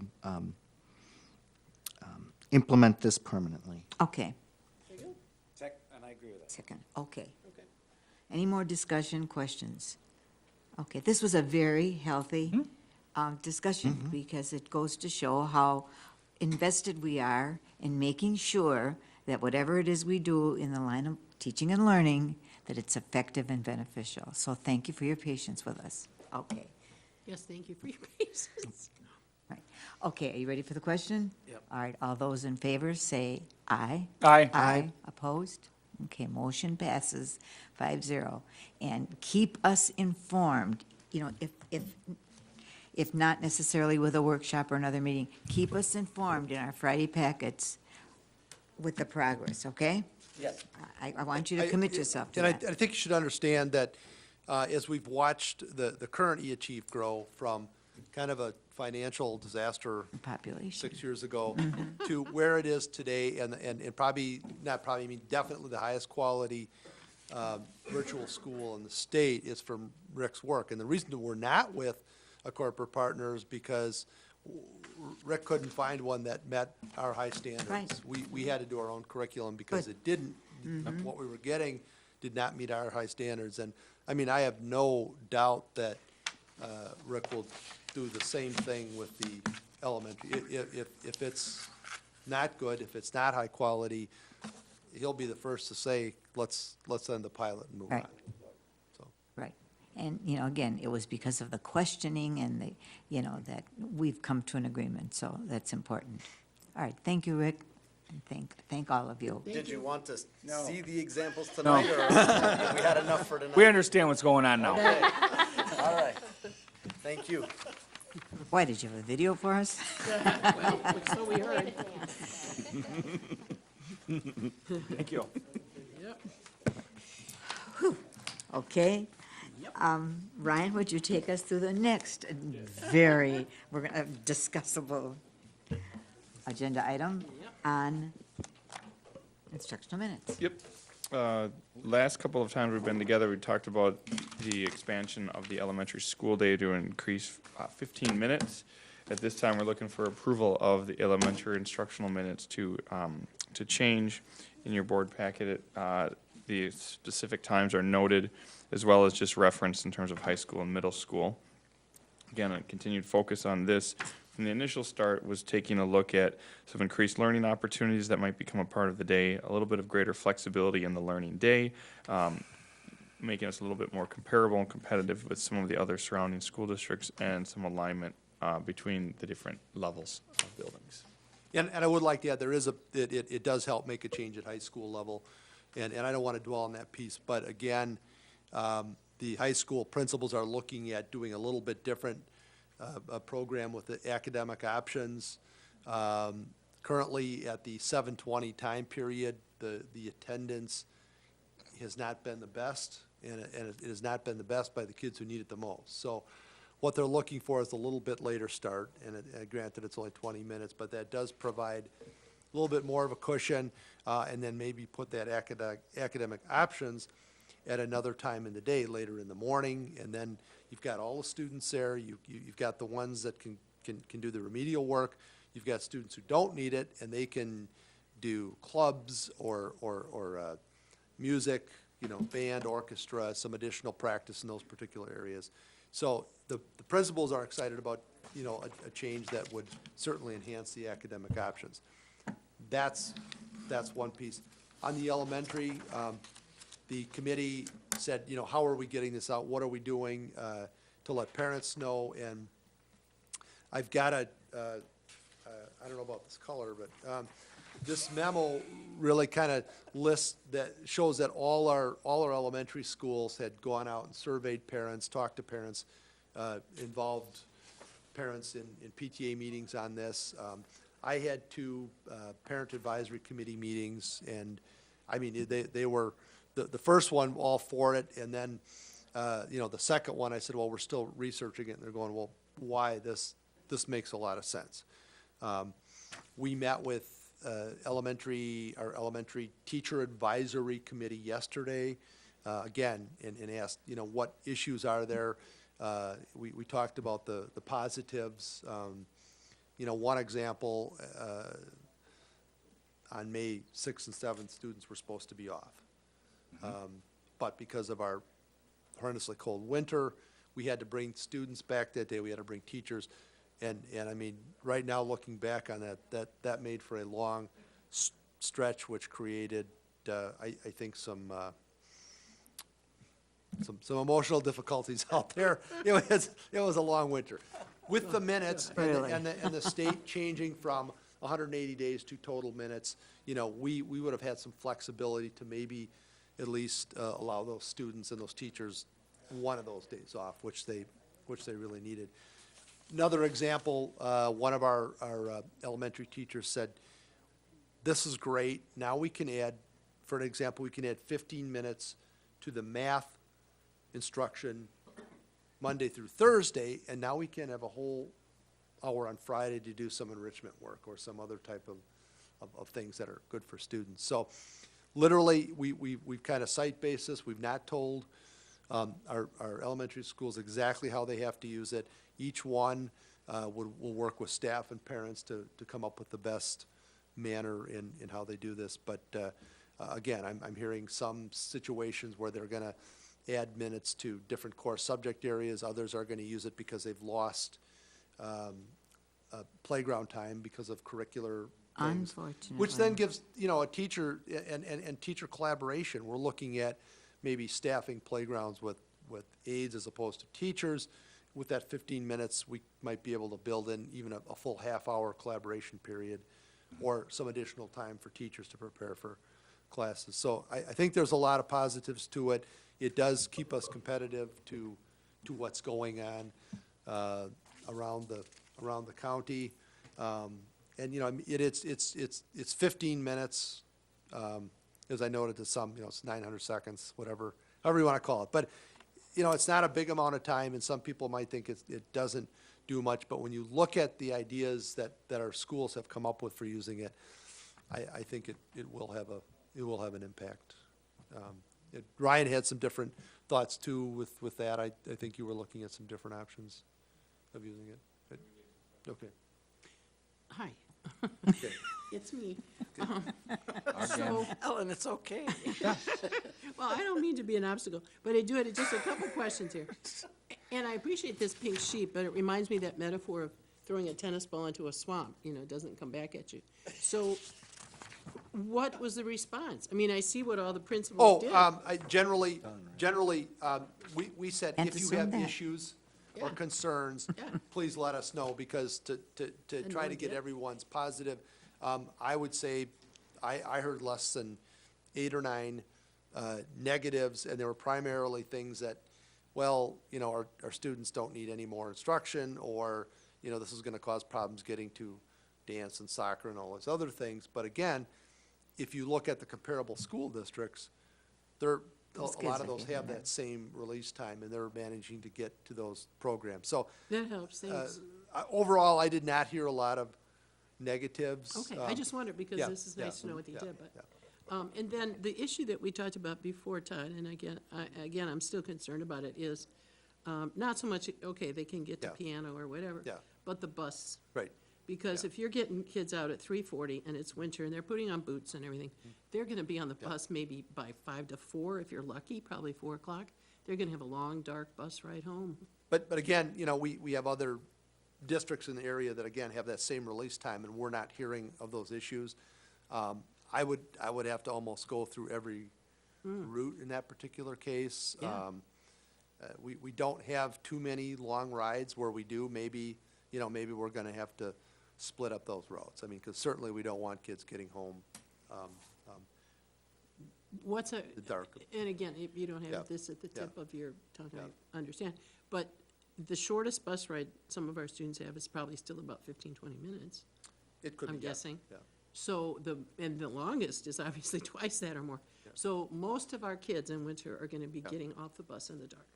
So I wouldn't say most. I would say there might be some, but again, we would look at that and try to look at the different routes to see if we can But that didn't, accommodate that. that didn't really come up, because I thought that was I something. did not we're hear concerned about.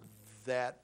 I mean, there may have been a few, but we're talking out of 7,000 students, not very prevalent on that particular issue. If their parents pick them up. I guess that to me is still a matter of concern, as these. Well, again, like I said, we will continue to look at that, and if there are situations, we may have to do some changes in routes or rerouting.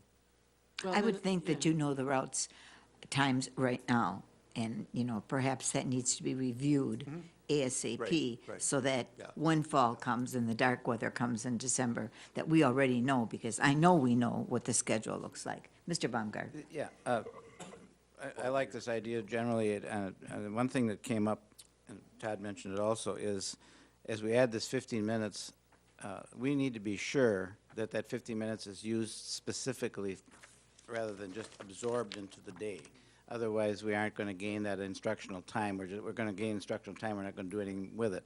So I really like the idea of having 15 minutes set aside, and Barbara will like this too, for learning grammar or learning your number facts or some of those things, which I think, as well as we do, I still believe we have some real Yes, we do. elementary, I don't mean it in. Pun intended. Functional, real do. functions that are And being that's- and that's- ignored. Ryan has directed that as well, but, and there might be some different things for different grades. I know Oh, I know. some board members are looking at, you know, the play option at the kindergarten level. Oh. This, well, I mean, this. Don't faint on No, us. I'm just saying, the Or 15 tell when you minutes. said the word. Added on to another time, I know I'm not supposed to say that, but, That's you the know, magic it does word. allow us to look at some of these things without having to carve out, out of other core curriculum times. I mean, that's the kind of thing this can offer. And I You think know, it that's might a- be 3 days a week they could do this. And we need to be sure that yeah, happens. yeah. Not just that it's lip service. Yeah, I'm sorry, I probably used the wrong word there, but, Play, wrong word? I don't think so. well, okay. I'm gonna Especially- be in trouble from Is somebody. that on for one, but anyway. the senior class? Ryan? In terms of the key word in here is instructional minutes. Yeah. In ensuring what that piece is. One of the big themes that we're really rolling into is very intentional practice and very intentional use of our time with students and maximizing that. There's some of the model schools that we've been visiting just this year are so intentional with their minutes. It's exciting to watch. An example, I think I shared it once before, is even their principals and their team being cognizant of when they send an email to staff because they don't want teachers even caught in an email that might take 4 or 5 minutes to take the train of thought during instructional time.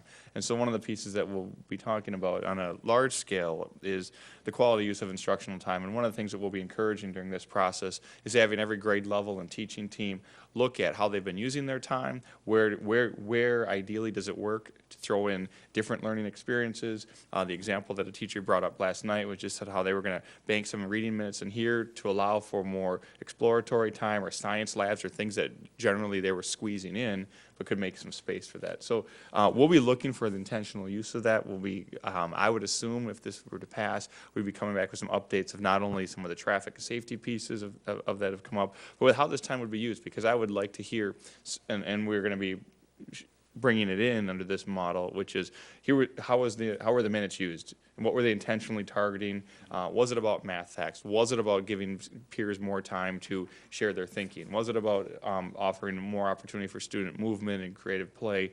What was it that was missing in your curriculum over time? And every school is interesting because how they use their time is different in each site depending on the number of sections they have, depending if a specialist travels at this time, and you'll hear, oh, it's so crunched, or we're racing from here to here, and I think that this it sounds like a little amount of time, but it might offer that breathing room for here, opportunity for kids there, and that's what the next report would come in as. Mr. Como?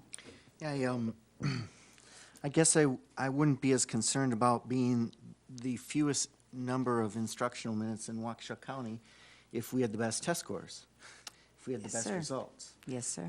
But we don't. We don't. We don't. And so this is really, again, gets back to, as we've been talking about, is how does this benefit the students? And this that's really at the focal point here.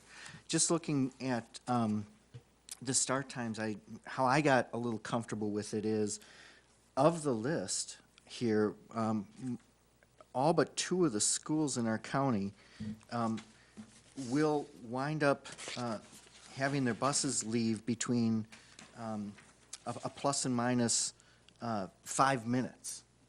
So they're between 3:35 and 3:45. Or 3:25 and 3. But, yeah. Well, no, there's 2 that are outside of that. There's one. Right. You know, so there's 2 outside of Sure, that. So, I guess I got comfortable more from what are our peers doing, and if they've been doing it that long, I guess, could it be dark? Sure, but that could be something we can, analyze throughout the year. And I don't know if have we built the new bus schedules yet? Not for with the new times, so we don't really know that yet. Yeah.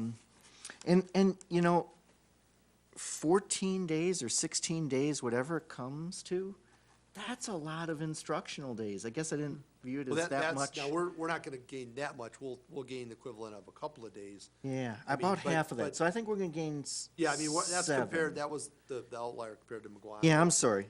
Now, we may look at some things in the future, maybe a So- start time change, but I would like to get those instructional minutes where they are fairly competitive, like our high school is with the other. So we're gaining roughly 6 days of instructional time. And Mukwonago is 14 days ahead of us. So this actually Yeah. puts us really in the middle of the pack. It would, I from think the it, I time. think It it puts will us be up in the around the middle. Brookfield range, so. Yeah. Okay. Okay, Ryan, where do we have, on the sheet where it says start and end times of school, where do we have 40 minutes of lunch in Waukesha?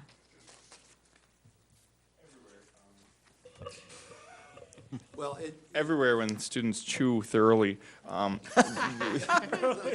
The issue is, the way schedules are put together, actually students are available. And every year, when I was a principal in Waukesha at the time, you get calls from families that say their students needed time to eat. And the schedule is actually designed that the lunchroom's available in that time. The peer pressure of students wanting to eat faster to have their great reward at the end of lunch, which is recess, really plays into students eating, raising their hand, and watching students going outside. And sometimes that, but there's always students who stay a lot longer to eat, but when it's coupled with recess or something else, a 7 or 8-year-old sometimes is going to forego the apple and try to get outside. chew. Yeah.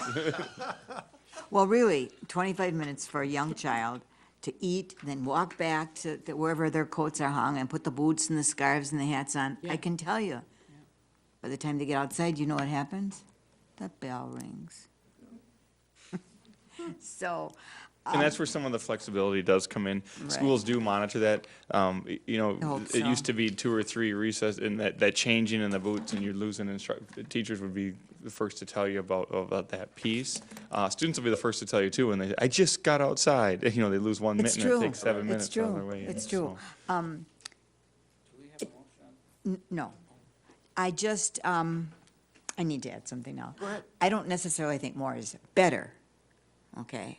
I think if more used effectively is better. And to me, that's the key, I'm very much in support of lengthening our day for a very selfish reason, because it tells me that at our 5 and 4-year-old programs, that there will be 15 minutes that will not be devoted to academics, that will be devoted to discovery, exploration, et cetera. And that's what I like about it. And I know you're not going to dictate, to kindergarten teachers that you must have X amount of minutes per day in play, but it's something that will give them, I think, some ownership of how they're going to use that time. And I wish I could make a motion and to say that I will approve this based on the fact that all kindergartens will have at least 15 minutes of discovery, exploration / playtime a day, but I won't do that. We told the principals it was site-based, so that would be. Yeah, We told Barbara Zank wanted that. Okay. So are you making a motion, period? Oh, I'm not Then I making will. a motion. Okay. I would like to move for the approval of the additional 15 instructional minutes at the elementary level as specified in the executive summary. Okay, Could you thank you. also, the other piece of this is the change in the high school start and end time. And It doesn't add minutes, but. Including the it- change yeah. of the high school schedule. Okay. Is there a second? Second? Okay, the second. Any further comments or questions? I have a question. Okay. Is there going to be an issue with the buses running to the private schools? The start times should be all the same. I don't know why there would be an issue. I've not heard them. I've heard, the parochial schools won't get till 9 o'clock, but, the elementary start time is not changing. Okay. I mean, we haven't changed that, so, if there is an issue, I have not been told. Yeah, I of was it, or just, I've not yeah, heard- I mean, And I was once again, thinking about the pickup time, because that's what's changing. I mean, there shouldn't be a tremendous difference in that. Like I said, it would be the same for elementary as it would be, it might be 15, 20 minutes later for just like our elementary is. That Right. would be the only difference. But once again, if we have some issues, we can Yeah, certainly no, work around it. definitely. We've always done that. We've always tried to treat our parochial partners very well in these Mhm. situations. And we do. And we do. Okay, any other comments, questions? Just a quick question. So for the high school, we're saying, if you want to have an after-school job, you better schedule a free period your last period, right? Pretty much. I mean, 15 minutes? I don't know. I'm just saying that we could employ more middle school students now. Well, but I mean, yeah, if they wanted to work study, that was one of my conversations I've had with the principals, is there's some way that if they need to get out, if they can schedule that study hall, and I think they'll work with that. But I mean, I just, 15 minutes is all, at the end of the day is the only difference for the high school. So. Okay. All right. All those in favor then respond by saying aye. Aye. Aye. Opposed? And I want to thank each one of my committee members here for always putting up with my advocating for you-know-what. Discovery, exploration / play for 5-year-olds. What's the So thank TPR you. for kindergartner?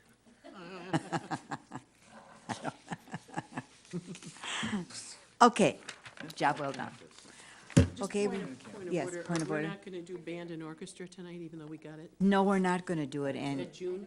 I don't know, I wanted to Yeah, ask that there's question too.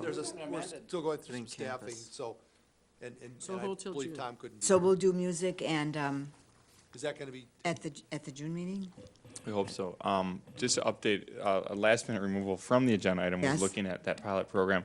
There was a discrepancy in the conversation regarding the FTE that went with that. Originally, it was not to be an increase, and all of a sudden it was, and I hadn't had time to be a part of the conversations with staffing and budgeting, and Yeah, so- and I can understand that, I can't imagine doing it without an increase in so we need to have a FTEs. little more clarity before that would be a Okay. conversation, but You can bring it back, I Ryan? hope so. We could find out, we'll at least have an update. Okay, thank you. All right, I guess it looks, we have one more item? one more. Ryan? One more. The next one is a quick one, and it was just designed to be an update, because we're going to hear a lot about this as a board and as a community, really as we get into next year. Infinite Campus, if we, the video is just being queued up now, and I apologize, but it'll be coming up soon. We'll be replacing the outdated Zangle system, which has really been running on our own patchwork and Band-Aid service. Interesting enough. Reason I'm bringing it up here tonight, it has been talked about in other arenas across the state for a variety of reasons, but it does have an impact instructionally that we will be having conversations about in the near future. The biggest one being the portal, so here it is, and I'll just get to this in a second, but the biggest one being the portal that students and parents will use to look at grading and reporting and how all that will go. So real quick tonight, didn't want to take too much time, I just wanted to get Infinite Campus into our head real quick as we get used to saying that. Our teachers, or actually our principals, our administrative team, the support teams at each building, a lot of our teachers are getting trained in it currently and have been going to days upon days and hours upon hours of training for Infinite Campus. So getting a glimpse of this.